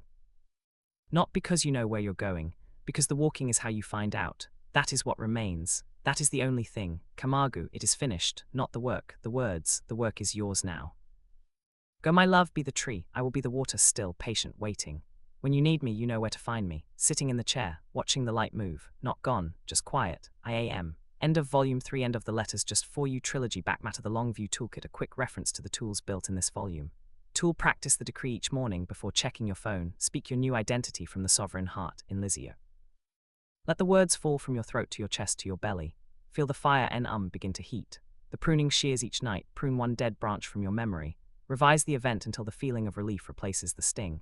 This is Ukulungasa. The Sabbath after setting an intention, rest. Do not dig up the seed. Trust the gestation, Yukakulewa. Kamagu, speak this word when you have done the inner work. It is finished. The channel is open. The alignment is complete. Kia, enter the trance of trust. Let the ego surrender to the deeper knowing. You do not force the trance, you allow it. Isidima, guard your self-worth. Reject any thought that thins your presence. You are not a resume, you are a weight. Your Isidima cannot be increased, only remembered. Sariti, build the weight of your presence by aligning thought, word, and deed. Walk into rooms as if you already belong. Sariti is the hand that moves the mountain. Ukama, heal the cord by revising the ancestors. Free yourself and free them. The cord stretches forward too. Tool, practice Ubuntu, there is no other. The enemy is an image in your own mind. Change the image and the enemy vanishes. Hlalaza, trust that the inner work will burst forth as visible greenness. The tree will be seen. Isaviving, cast your stone. When you achieve a victory, write it down, speak it aloud, or add a physical token to a sacred space. You are adding to a cairn built by everyone who walked before you. Your stone will steady the path for someone you will never meet. Ngoma, when life stretches you to near breaking, stop praying for the tension to end. Say, I am being tuned, the song is coming. Feel the drum skin tightening, your voice will not be silent. N/am* before your decree, place your hand on your lower belly. Breathe into it, feel the cold coal there. Speak your word and let it drop from throat to chest to stomach. Feel it heat. When it boils, let it rise. That is the fire that cracks the crown. Ukathula, when silence feels empty, do not try to fill it. Say, Thula, let your body sink. The silence is not absence, it is weight. Rest in the density of your own settled awareness. The inner drum before sleep, loop a single scene implying your wishes fulfilled. Let the rhythm impress the subconscious. Glossary of ancestral terms, a note on vocabulary. These words come from many languages: Zulu, Xhosa, Nguni, Sotho, Tswana, Shona, Venda, San. The land shifts, but the meanings are rooted in the same soil. Term language/tradition, one sentence definition: Amadlozi, Zulu Xhosa, ancestors as living patterns, not ghosts. The hum in the blood. Kamagu Xhosa, it is finished. The stamp of surrender and completion. Manuradzo Shona, ceremony of comforting. Inner certainty untouched by loss. Gofala Sotho, Tswana, pouring of water beer to align with ancestral patterns. See also Mpala for Nguni. Hlalaza Nguni, exploding greenness. Visible materialization of inner. Term language/tradition, one sentence definition work. Idlozi Nguni, Zulu Xhosa, the ancestral frequency encoded in your DNA. A low, persistent vibration, ukuloza, that you tune into when you quiet the ego. Not a ghost, but a living hum in your blood. Ngoma Nguni, the drum, also the sacred tension that tunes you.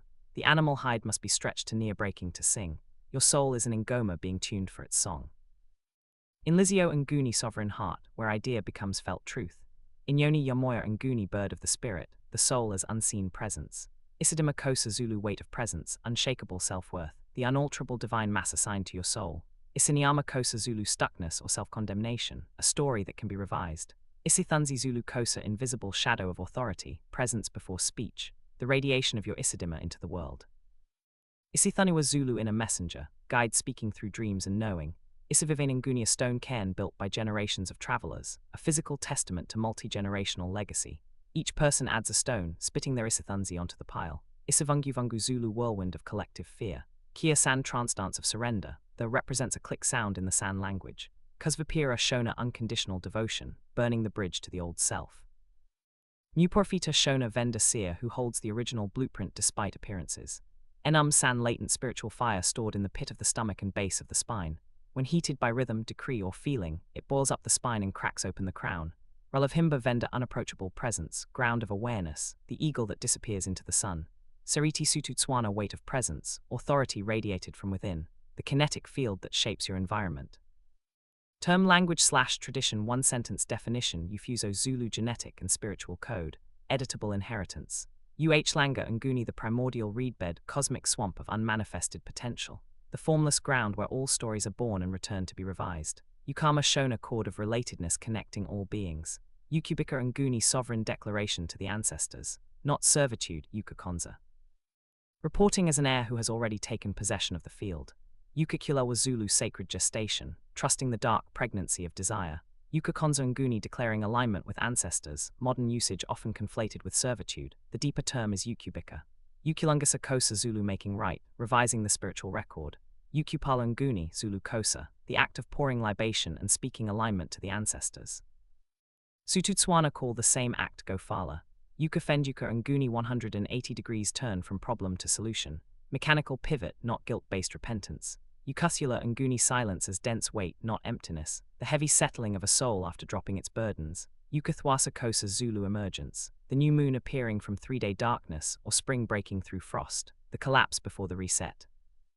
Ukuvuka Kwedlozi Nguni, the waking of the ancestral spirit within, physical sensations, pressure, heat, tingling at the crown Ukakei, the antenna opening. Ubuntu Nguni, one consciousness wearing many faces. Umoya Nguni, formless animating breath, awareness doing the finding. Umvalinkangi Zulu, the one who appeared first, ground of being. Acknowledgments, Volume 3. This book exists because of every seeker who came before me, the Catholic mystics who taught me reverence, the Pentecostal shouters who taught me the decree, the Muslim brothers who taught me surrender, the Sangomas who taught me the drum, the San elders who taught me the trance, the Kosa, Zulu, Sutu, Venda, Shona and Nguni ancestors who kept the fire burning when the world tried to extinguish it. To Maya and Brittany, you were never students, you were the teachers. I just wrote down what you showed me. To Goodman, who taught me that the boxes are not ours. To Simon, who showed me that just sitting is enough. To Malum Juma, who needed people more than food. To Aunt Lynette, who bought the second jar without being asked. To Melvin, who named my wall. To Samantha, who taught you to swim. To Lynette, who carried the torch. To Cypher and Rasta and Dion, the brothers who shared the mattress and the weight. To your mother, for the puppy dog eyes, for the stove, for the look that said I was seen. To the friend who never leaves, the I am that is reading these words right now, thank you for pretending to be lost, so that you could enjoy the joy of being found. End of Volume 3. End of the letters, just for you trilogy.